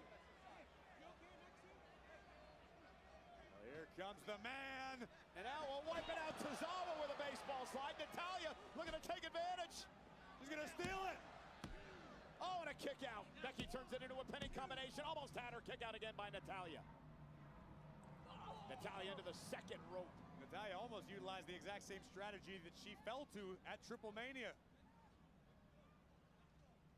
And again, Becky just, oh goodness, right back to the bad arm.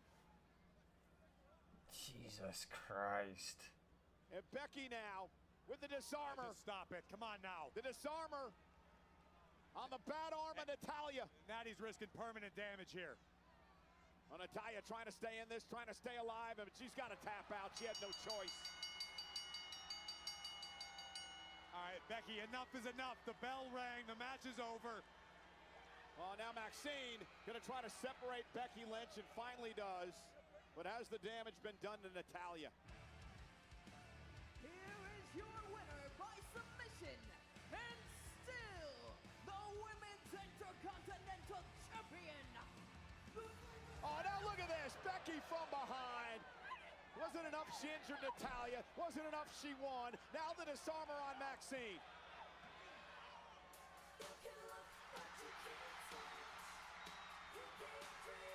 And here comes Nikki Bella, the woman who was embarrassed by Becky Lynch a couple of weeks ago, and Nikki taking the fight to the champion. The Hall of Famer issuing a beat down to the Intercontinental Champion. Becky trying to fight back, and Nikki Bella unloading on Becky. Well, this rivalry has gotten extremely personal in record time.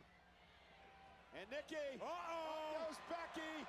Rack attack 2.0 by Nikki Bella to the champion.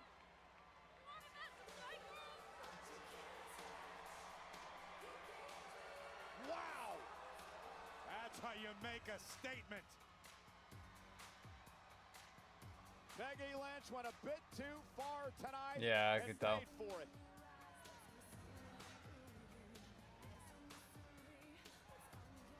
I don't know though. Natalia is one of the best female storytellers in the business. I have to ask currently. What is driving this chaos between you and Rusev? I mean, it feels like it's kind of getting out of hand with things escalating week after week after week. Whoa, It's like, that's my gimmick, Jackie. I mean, it's a good gimmick. Look, the truth is, everyone says that Rusev has a god complex, right? But my opinion is he's about as complex as the light switch. And what he didn't contemplate on his massive WWE return when he was smashing everybody in sight was coming across this big ginger fella with banger after banger after banger. Yeah? You want to see it again? Let's see it go!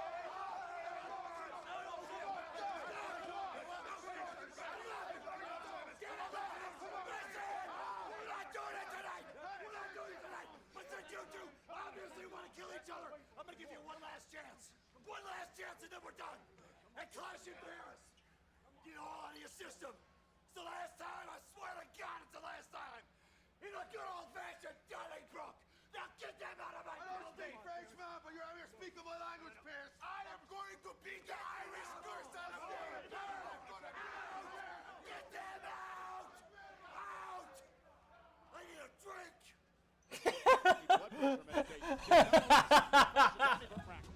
down in Paris, but tonight we are in Philadelphia, just a few miles away from the corner of Swanson and Rittner, the birthplace of Extreme, and how apropos, because tonight main event Jey Uso goes one-on-one with the badass of the Vision, Braun Breaker, in an Extreme match. That is our main event tonight on Monday Night Raw. Well, ladies and gentlemen, in a matter of moments, the Women's World Champion Naomi will come out to the ring to address the state of the Women's World title. But before we get to that, there is going to be a very special edition of Stephanie Mann's What's Your Story podcast. So we have Sheamus and Rusev in some form of stipulated match at Clash in Paris. This is just getting more and more stacked. A bonus edition, an unexpected edition of What's Your Story with Trinity and Big Jim. And you guys have something that you might want to announce? Maybe some news that you'd like to give? Should I potentially give a drum roll? Maybe not. Yes, Big Jim has a big message for you. Oh, come on, Naomi. Motherfucker! Story. The Women's World Champ, Naomi. Oh, gonna fuck. Be here live on Raw next on Don't tell me she's got to relinquish the title. Please, don't tell me she's got to relinquish the title. I mean, it makes sense if she's pregnant or something. Then it makes sense. Let her go take the time off. Let her be a mum. I just feel like it's going to be a wasted heel turn, bruh. Watching around the world, you are looking live in Philadelphia.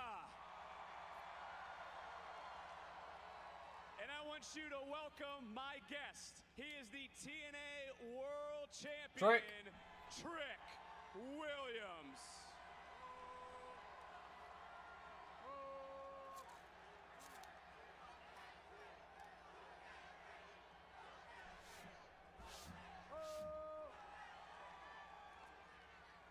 You know, congratulations first and foremost on defending this championship this past Friday, but tomorrow night live right here in Philadelphia, inside the Met, you're going to face Javon Evans, become the #1 contender. Is that on NXT? That's on NXT, right? Yeah, it is. Someone who's been your friend, he's been a teammate. You walk. Hey, look. Friend or foe, it really don't make me no never mind. We all know Javon, he's young, he's excited, he's athletic, he likes to fly around. If there's one word that describes Javon, it is bouncy. He like that young rookie, new to the team, doing whatever it takes to get on the field. But the truth is, you ain't ready, dog. When people come to the zoo, they don't come to see a gazelle bounce. They come to see a lion like me get up. And if you think I'm gonna lie down for 1 second, just because I like you, then you I know Cena's one. Oh, hold on 1 second. I mean, this is Javon Evans, somebody who has turned the. Whoa, Javon! Talking crazy. You want to talk to the camera? Talk to me. Hold on, hey, look. I ain't come here to share no spotlight. You want it? You got it. Oh, yeah? Look, I see you tomorrow, dog.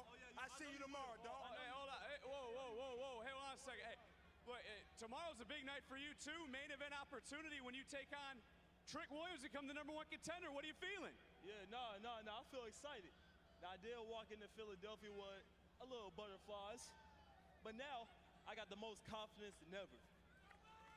Because once I beat Trick Willie in Philadelphia tomorrow night, I will become the youngest ANC champion in history, and everybody's gonna know that that boy is bouncy. Back to Monday Night Raw. What the fuck? I've got a feeling that it's gonna that bloody Naomi is gonna relinquish the title.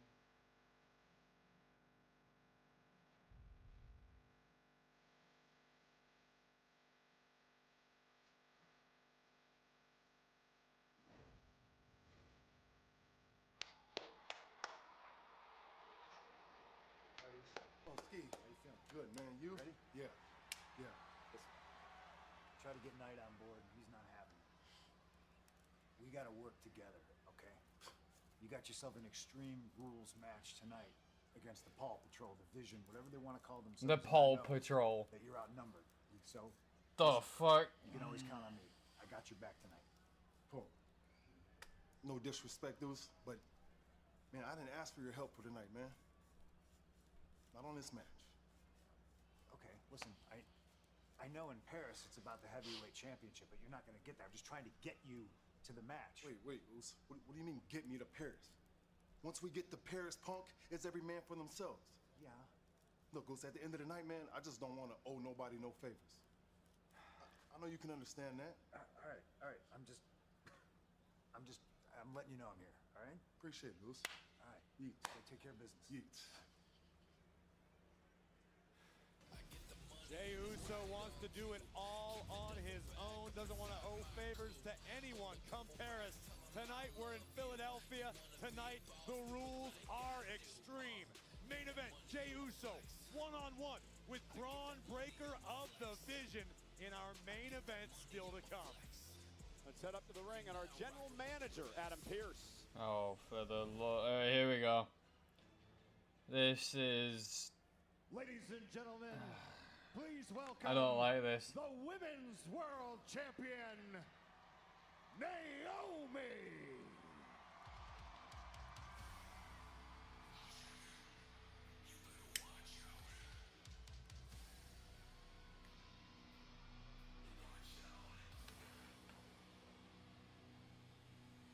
Where is this going, dude?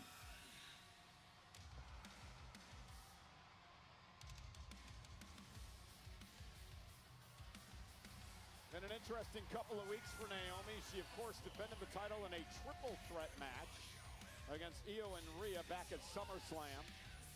Last week was supposed to... Yo, if you know, mate, keep your mouth shut. Keep your mouth shut. I don't want to know until I find out. It leads us to tonight.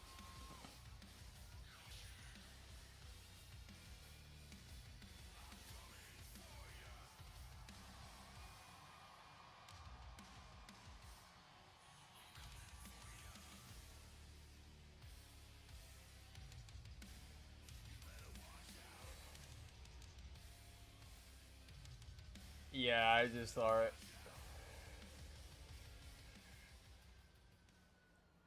I just saw it then. The floor is yours.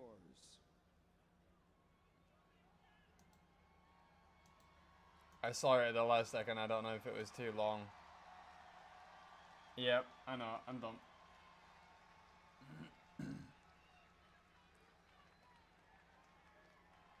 I don't know if it was too long.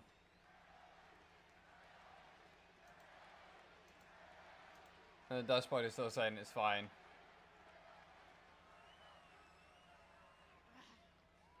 This is hard to say, guys. But just take a look at the Tron for me, please. You guys have something that you Here we go. want to announce? Maybe some news that you'd like to give? Should I potentially give a drum roll? Maybe not. Yes, Big Jim has a big message for you. We need y'all to proceed with caution because there is a baby on board. She's pregnant, bro. We pregnant! We all the way pregnant! Yeah! Yeah! You don't have to get a big belly? Oh my goodness. We pregnant. Yes, Tommy, we are. You want a Big Jim to say it? Yes. You need to say it. I need to hear you say it. I gotta get used to saying it. I know. I'm pregnant and I'm having a baby. Yay! Well, massive congratulations to Jimmy Uso and Naomi, or Trinity. Which means it will be a relinquish of the title because... Naomi, I feel like I can Health. speak on behalf of everybody in this building tonight. We are so happy for you. Congratulations.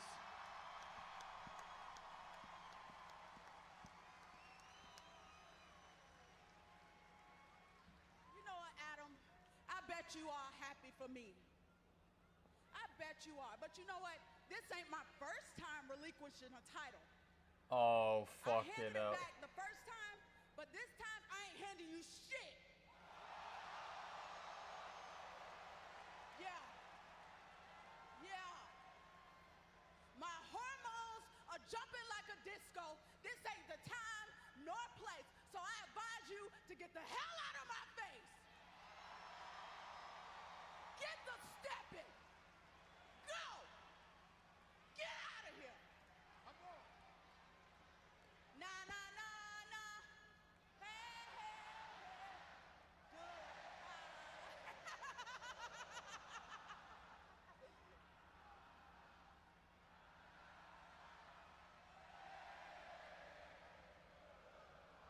I hope you're tripping them church shoes too.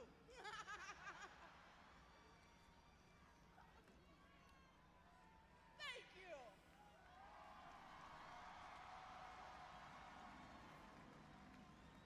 You know what? All the women back there in the locker room, y'all should be thanking one person. One person.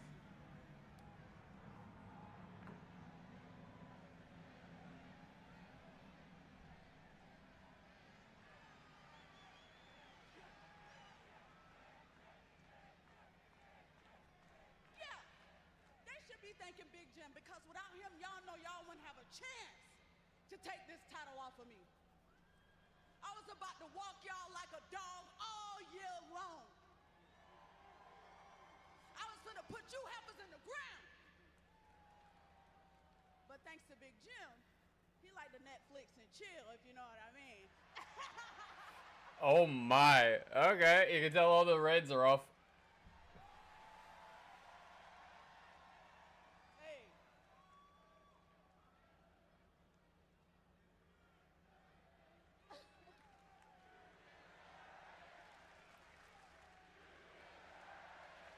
Man, those reds are long gone, bro. But this is just Naomi's character. She's trying to hold it back and stay in character, but you can tell she's fighting with it. On the bright side, I guess the bloodline continues, baby!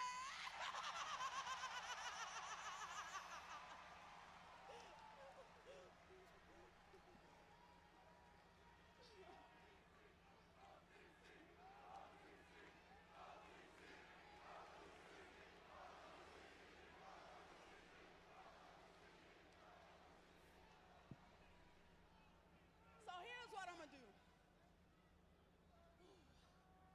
I'm gonna lay my title down right here. My custom title.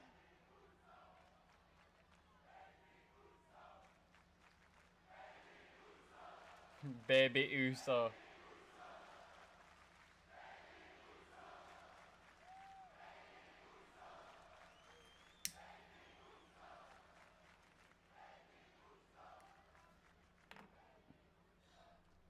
I'm gonna leave my title here. And I'm gonna give you heifers 9 months and some change to do whatever you wanna do with my title. And even if I gotta come back, breastfeeding with my baby in my arm, Yeah, man. I'm coming back to pick up where I left off. And whoever has that title when I do, I strongly advise you to proceed with caution. Well, there's only one Naomi, that's for sure. Ladies and gentlemen, congratulations to Naomi and her husband, Big Jim Uso.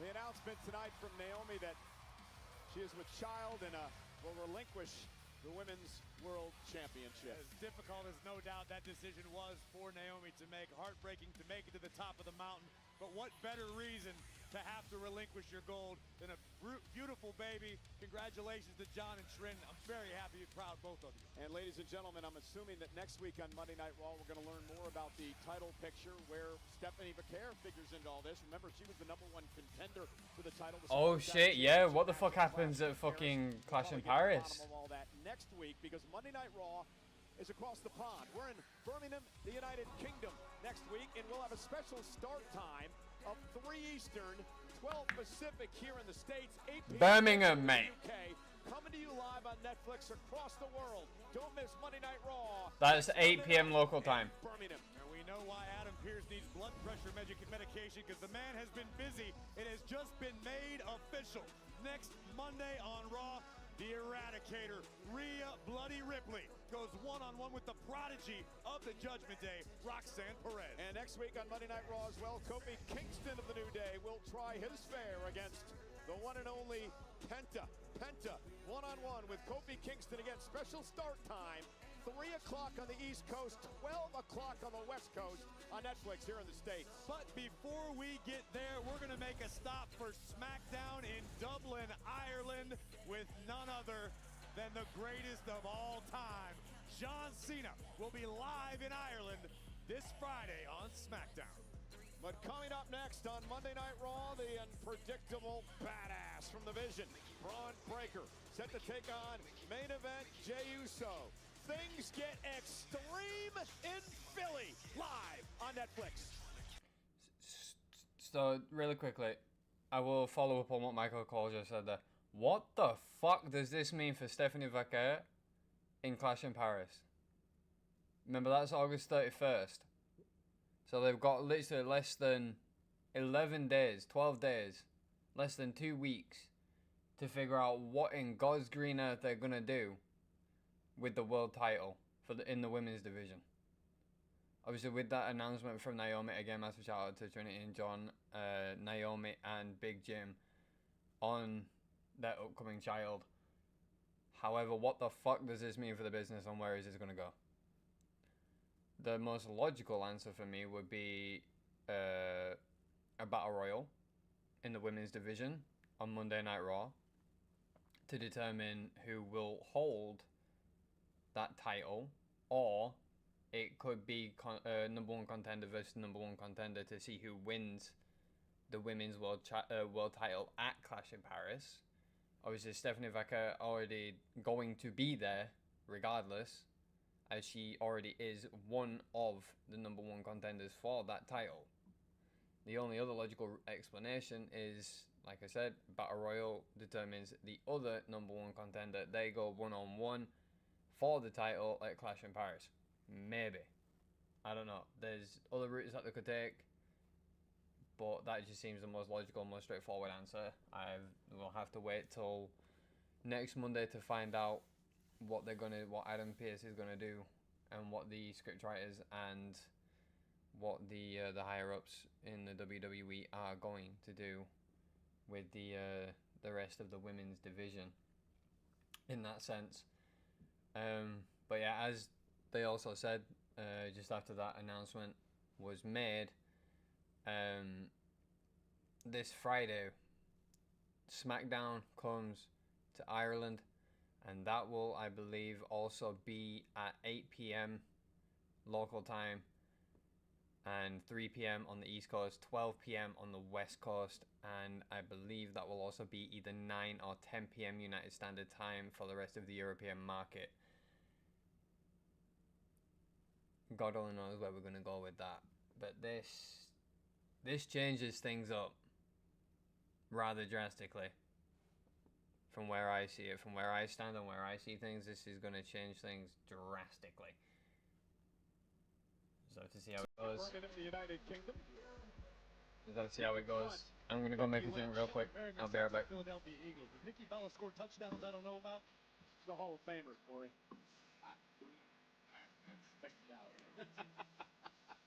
Main event's on the way. Extreme Rules.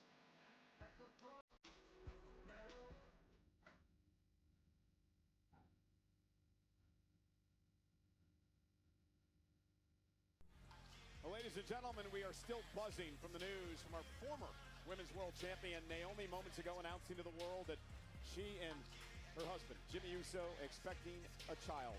Well, it'll be the talk of the podcast network all week long, including What's Your Story with Stephanie McMahon, her guest Naomi, and her husband Jimmy. It drops immediately after Monday Night Raw tonight. Listen, girls, don't worry about it. You'll get him next week, okay? Be all good. Wait, where's Dominic? I thought he was with you guys. Oi, look. ¿No? What's going on here? Entonces, ¿qué piensas? Déjame pensarlo, sucio. Hey, mate. What's all that about? I'm just making sure that the Judgment Day always stays on top. All right? Don't worry about it. Let's go, guys. See you in the middle of Malos. Meet you in the car?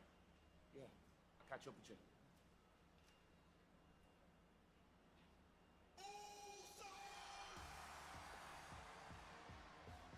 Time for our main event.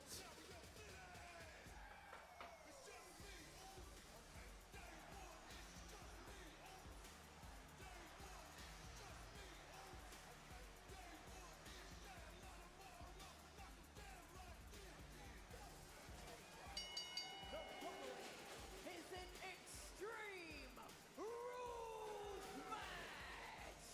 Introducing first, from San Francisco, California, weighing in at 242 pounds, main event, Jey Uso. Corey paying a little homage to somebody Philadelphia knows very well. New Jack City tonight. Well, I mean, absolutely no disrespect to the original gangster himself, but tonight, Philadelphia is New Jay City. Nice. Jey Uso with an opportunity to win his World Heavyweight Championship back a week from Sunday. Reminding the world there's a special start time of 8 o'clock local at Clash in Paris, 2 o'clock on the East Coast in the States, 11 o'clock on the West Coast. Uso, Punk, LA Knight, Seth Rollins, fatal four-way for the world title.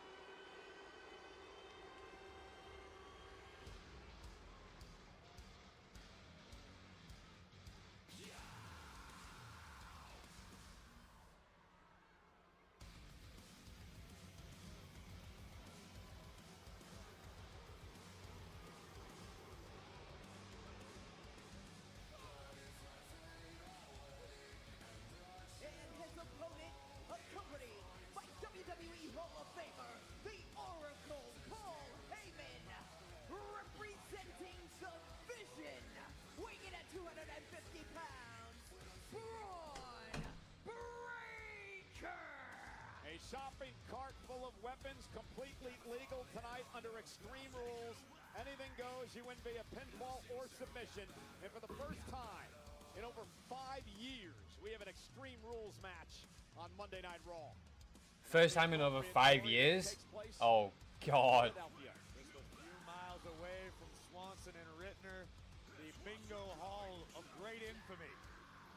But tonight, the mission is crystal clear for that man, the badass of the Vision.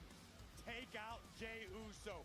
Maim Jey Uso. Do whatever you can to stop Jey Uso from succeeding at Clash in Paris. Yeah, interesting matchup. This is the 4th time these two have gone one-on-one. Jey Uso actually owns a winning record over Braun Breaker. Braun did beat Jey in this building, in this city, to win back his Intercontinental Championship last year. Oh yeah, I remember that. I'm really surprised that Jey Uso, I shouldn't say I'm surprised, but he took this Extreme Rules match against Breaker tonight. It's a couple of weeks away from Clash in Paris. I think in Jay's mind, iron sharpens iron. And conversely, while Braun Breaker's mission is likely to remove Jey from the equation if possible, Jey would love to do the exact opposite to Braun Breaker. Keep Braun Breaker, keep Bronson Reed as far away from Rollins come Paris as humanly possible. Again, because in fatal four-way rules at Clash in Paris, there are no rules really, no disqualifications, right? So you got to figure Breaker and Bronson get involved at some point. So to your point, Jey takes out Braun tonight. He helps his cause come Paris. Jey not only helps his own cause, he helps LA Knight's cause, he helps CM Punk's cause, but without a doubt, it would hurt Seth Rollins' cause drastically. Yeah, and Rollins, of course, has no champion's advantage when we get to Paris because the first man to gain pinfall or submission will become the champion. So Rollins doesn't even have to be involved in a decision to lose a title. Oh, and Jey Uso, as Breaker goes face first into the turnbuckle.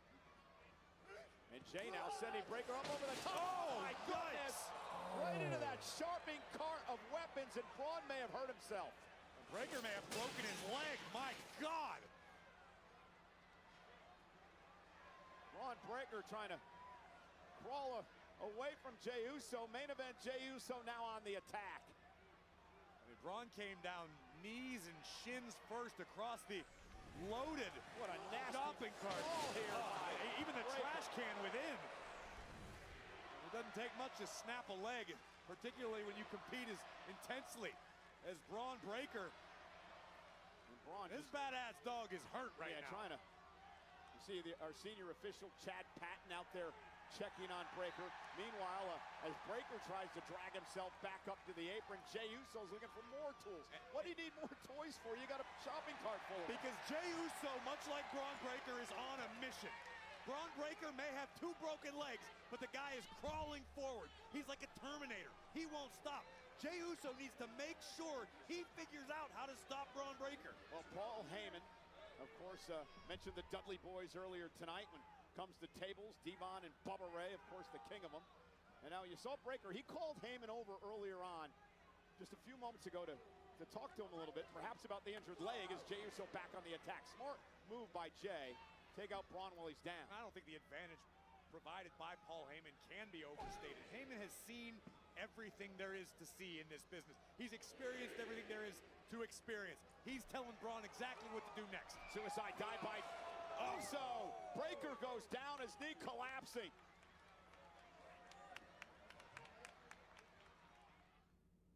Yeah. The wisdom of the Oracle is of the utmost importance in this instance. His knee because just Braun buckled. Breaker, while a physical anomaly, a mutant, he is relatively inexperienced compared to a Jey Uso, especially in a situation like this. Extreme rules, it can only get worse for the Braun Breaker at this junction. And Braun is barely able to stand since he crashed into the shopping cart of weapons earlier on. And if you're main event Jey Uso, you got to be licking your chops. This is no time for mercy, because Jey Uso understands that come tonight, come Clash in Paris, hell, come Royal Rumble, WrestleMania next year, Braun Breaker will stop at nothing to do the bidding of the Vision and the Oracle. Meanwhile, you have to wonder if the Oracle is concerned here at ringside over the physical state of Braun Breaker, as Jey Uso is just filling the ring up with chairs and kendo sticks and other weapons. Completely legal under Extreme Rules. Yeah, but when the adrenaline gets pumping, though. And in these Extreme Rules matches, these competitors are limited only by their pain tolerance and their imaginations. And right now, main event Jey is flooding the ring with steel chairs. He almost hit the ref. I think it just speaks to the confidence that main event Jey is feeling right now. Braun Breaker has barely moved since making sickening impact with that shopping cart on the outside. And now spreading out the chairs. This is where he gets hit with a chair. Himself a runway. And he's got, oh no, Breaker with a steel chair off the Saw that face coming. of main event Jey Uso. And just like that, Breaker buys himself some time to climb back into this, and he's back on his feet, albeit limping.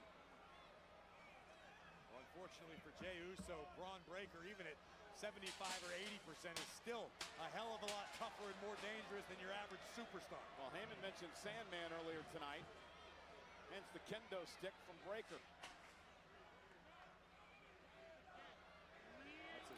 Yeah, this match is shades of ECW. Oh! Braun Breaker. And this is what Jey Uso had to be afraid of. Obviously, Breaker is insane by himself, let alone with a weapon in hand. At this point, I'm wondering if Jey isn't beginning to regret his decision to not end Braun Breaker when he had him softened up, because the adrenaline has clearly begun pumping and flowing through the badass.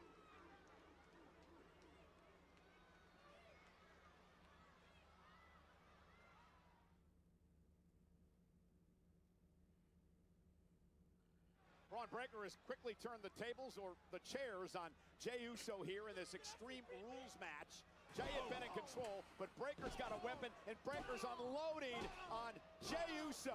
No rules except winning via pinfall or submission. Let's take another look at the turning back in this matchup. Right place, right time, right weaponry available. Braun Breaker slowing Jey Uso down and continuing the onslaught now. Again, we kicked off Raw. We all knew that Paul Heyman was going there, being in Philadelphia, but Jey Uso's the one who beat him to the punch and said, yeah, let's have an Extreme Rules match tonight. And now main event, Jey Uso's in that fatal four-way for the world title a week from Sunday. Finds himself in serious jeopardy here. Again, I don't think we can Is Jey bleeding from his nose? Having the Oracle at ringside when you're Braun Breaker. Breaker, you could see the almost panic in the eyes of Braun Breaker. His knees were hurt and he wasn't able to stand for what felt like 2 or 3 minutes, which is why having someone like Paul Heyman at ringside. He's bleeding from what looks like the bridge of his nose. It's invaluable. Maybe. I don't know. I'll have to see if I can get a better look. Many reasons that Paul Heyman was inducted into the WWE Hall of Fame. Reversal Breaker now. Oh, into the chair. And Jay's got a chance.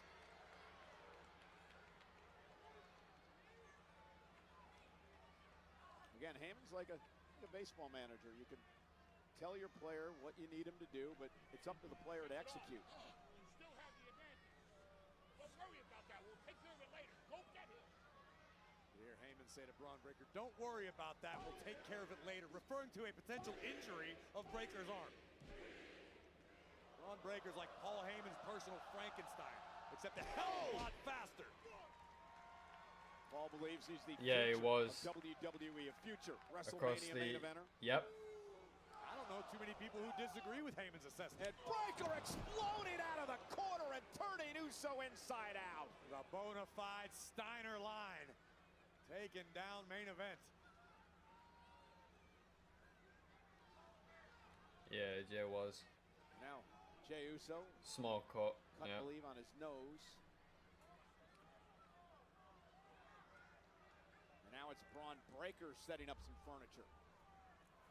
And the small pace is graze slowed on right the to where nose, yeah. Breaker likes it. Which is a new wrinkle to the game of Braun Breaker, who is known for his superhuman speed, 23 miles an hour, one of the most explosive athletes on the roster. But again, Heyman has forced him to slow things down in the ring, and it's paid off. And look at, oh my goodness! That's Jimmy's got broken ribs. Jey, of course, has been battling rib injuries throughout the summer, thanks to guys like Bronson Reed. Oh, fuck me. I apologize. I felt the wind leave my lungs, let alone Jey's. Concern across the backs of both chairs. Jey Uso's got to have a crack. Oh. And again, Jimmy Uso, I'm sure, is still celebrating the great news, but unfortunately, watching his brother be dismantled by the unpredictable badass of the Vision. Look out, Cole. I'm getting way out of harm's way this time.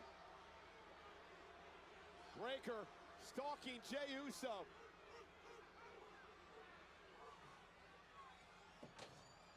The hell? Oh my God! Not with a damn trash can. It's all legal.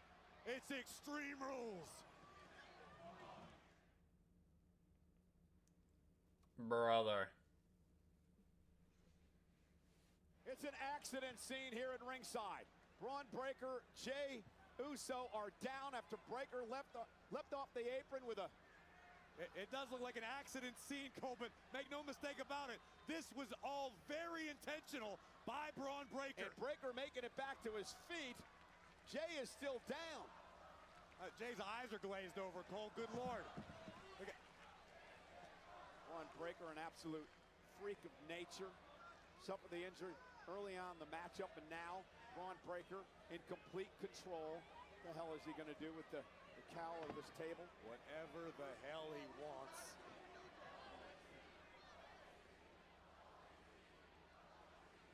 Jey just barely making it back to his feet. And Breaker teed off now on Uso. And Braun with Jey on his shoulders. And Cole, think about what this does for the confidence of Braun Breaker, a man that we've all pegged to be the future of WrestleMania. Oh, wait a minute, Jey Uso though, able to duck underneath, back body throw through the hood of our table to Breaker. was about to say, think of the confidence boost for Braun Breaker to be out here dismantling a former world heavyweight champion in main event Jey Uso. But Jey reminding the world just how he got to the top of the mountain. The guy is double tough and as gutsy as the day is long. Man, Jey Uso digging down deep to fight back into this match. I thought he was done when Breaker went through the announce table with a... I thought Jey were done when it went through the chairs, but... Both of these guys have suffered potential injuries in this matchup, provided plenty of cause for concern for their well-being, but both of these guys continue to soldier forward. Jey Uso, golden opportunity a week from Sunday at the World Championship. Trying to pull out a massive victory here tonight in our main event. Braun Breaker not allowing Jey, and again, the injuries to Jey just did not allow him to get to the top rope quick enough. Jey certainly feeling the effects of this onslaught from Seth freaking Rollins' right-hand man, Braun Breaker.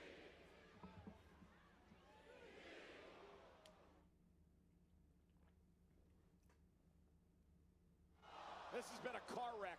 Extreme Rules. Breaker, Jey Uso, anything goes. Win via pinfall or submission. And now Braun Breaker with Jey Uso perched on the top rope. Breaker barking at the fans. Jey able to put the brakes on somehow. Couple of shots to the ribs by main event Jey Uso, the former world champion. And Breaker just like that, up to the top rope, and the Breakensteiner. Cover by Breaker. Not quite sure why Chad would decide to hit a chair on the count, but I guess they were in the way. We need some time off. Breaker thought it was a 3 count. And with good reason. How can you blame Braun Breaker for expecting that Breakensteiner to end the matchup? I mean, he propelled Jey Uso 3/4 of the way across the ring. Jey Uso, though, heart and resilience of the former world champ. Now Breaker, guess he means business now. Straps down, the dogs are out. And the breakneck speed you mentioned earlier of Braun. Oh! Spear! Spear! Spear by Jey! Cover Breaker kicks out! Jey Uso with a spear out of nowhere almost took out Braun Breaker. And now it's That main was- event Jey feeling the That was adrenaline. veteran level And a steel timing. chair in hand to the back of Breaker. And Jey unloading. Well, the Phillies may want to sign up Jey Uso, give Bryce Harper a little protection in the lineup. Look at this. He used Breaker's own momentum against him. Crawling around the ring after suffering the attack by Jey, who hits another spear. Breaker is down. And now Jey Uso gonna go up to the top rope. Uso splash.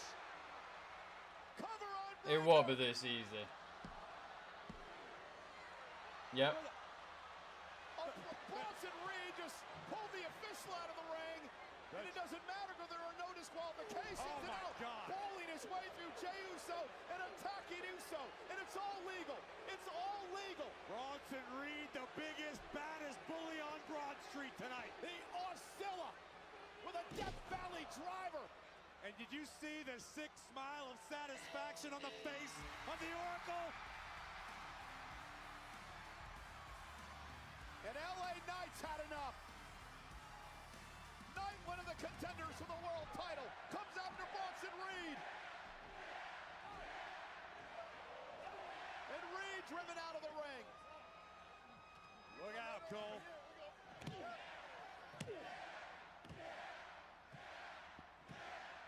LA Knight trusts the process. Only the Sixers could dribble like that.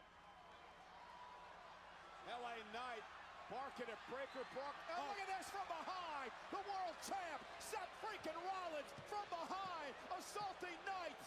And again, Cole, this shows me there's panic within Rollins. Rollins knows he's in trouble come Clash in Paris.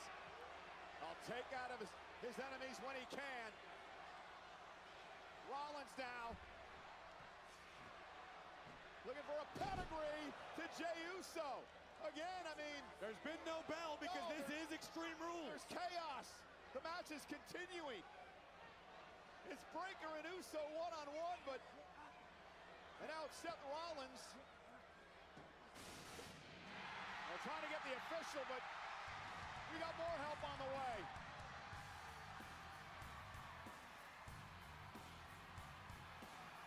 Here comes Punk, and he's got Rollins in his sights, and the fight's on. Rollins trying to go to the higher ground against Punk. Watch your back, Seth. LA Knight and CM Punk unloading on the world champ. A little preview of Clash in Paris. Allies of necessity. Did you hear the crowd singing Punk's song? It could be nap time for the champ. Punk with Rollins up. They're going to go to sleep, and Rollins drives Punk into Knight, and Knight goes to a table. Oh, man, that was obviously an accident by Punk as Knight was driven to a table after Rollins threw Punk into Knight, and now CM Punk and Rollins fighting over the barricade and into the timekeeper's area. Well, Punk able to neutralize Rollins for the moment, but remember, Cole, this Extreme Rules match is still going on. And they're fighting all through the arena here in Philadelphia. Chad's got his shoe back. Meanwhile, setting up another table. I love it. Chad Patton's got his shoe back. Pulling himself back to his feet as well. Again, the Extreme Rules match continues. The official Chad Patton coming to. He's up on the apron. Breakker now setting the table up.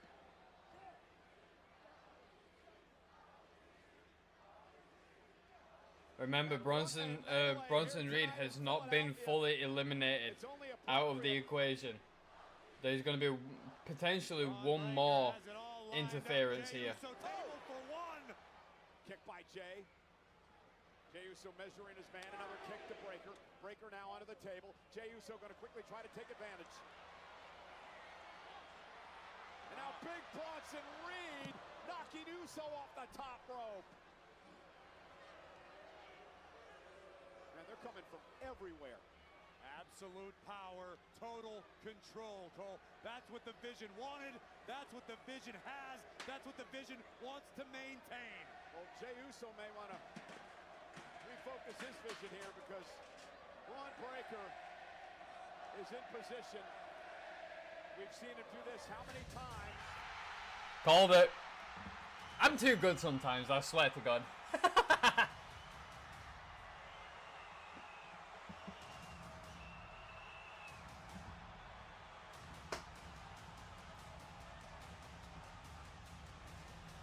Is he actually here? Breakker waiting for Roman Reigns, and Reigns with a spear! Roman Reigns with a spear to Braun Breakker! Superman punch to Reigns! I literally called it as said fucking Reed hasn't been fully eliminated out of the equation. There's gonna be something else. 3 seconds later. I hate being right.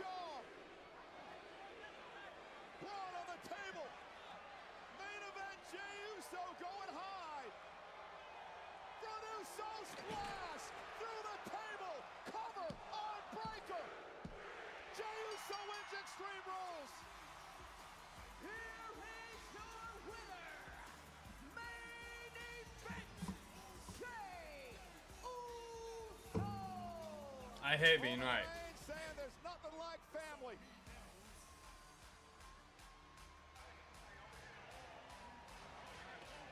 Main event, Jey Uso with a courageous win here tonight in Extreme Rules.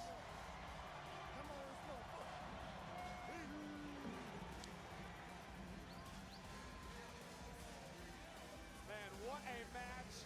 What a main event. And what a time for the OTC.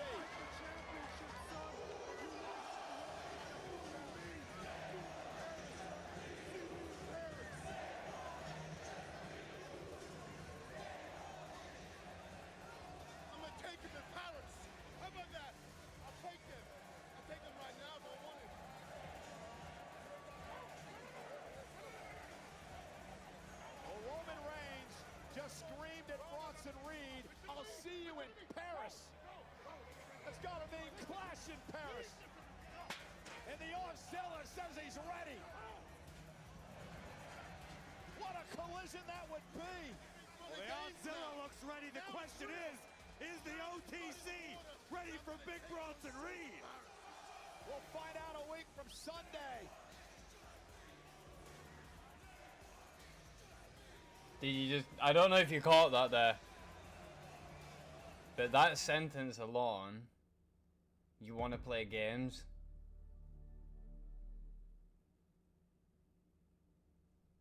Maybe. Maybe not. I don't know. Might just mean nothing. Might just be part of the script. I might just be overlooking something. However, you never know. You never know.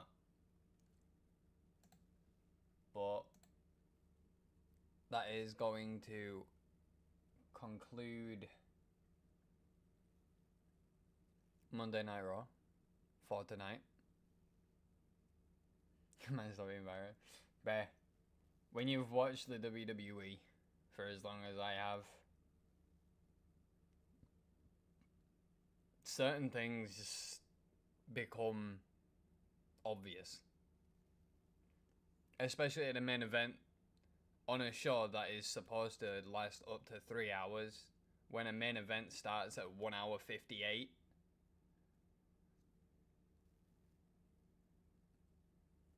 Come on. It's not rocket science. You know what I mean? I was away making a drink, and they were already getting ready to do main event. That was at 1 hour fucking 58, dude.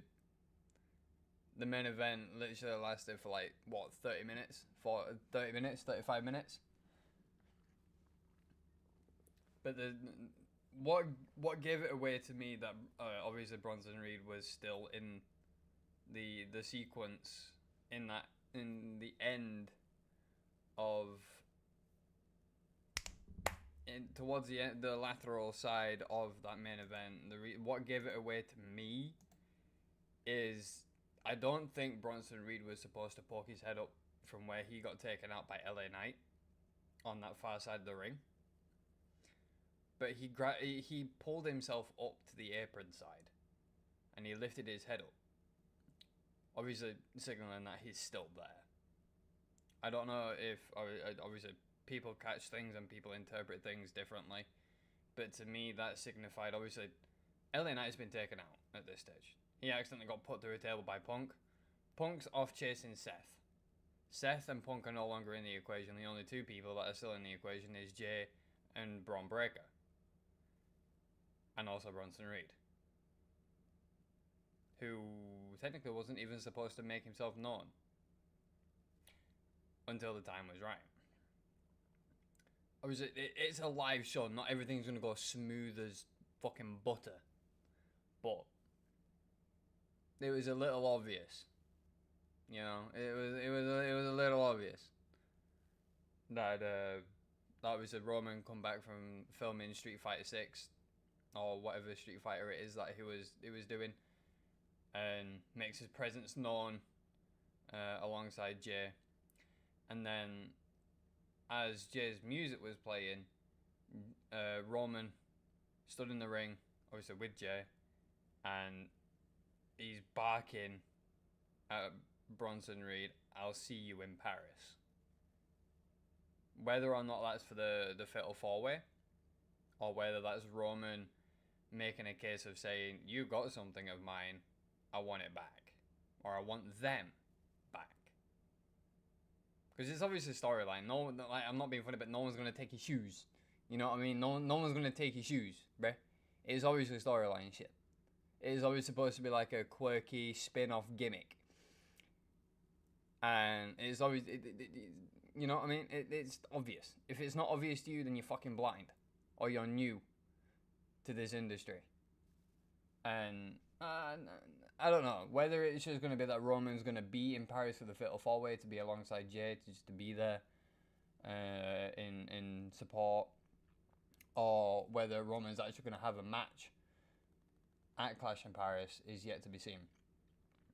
But again, I will say this: that will officially conclude Monday Night Raw for us this evening. I will be live again on Friday Night SmackDown here on YouTube on Friday for Friday Night SmackDown, sorry. But this will be in my home country in the United Kingdom at 8 p.m. British Standard Time. And yeah, it will be 8 p.m. for me. Convert that to your own local time zone. That will be for you guys and girls internationally.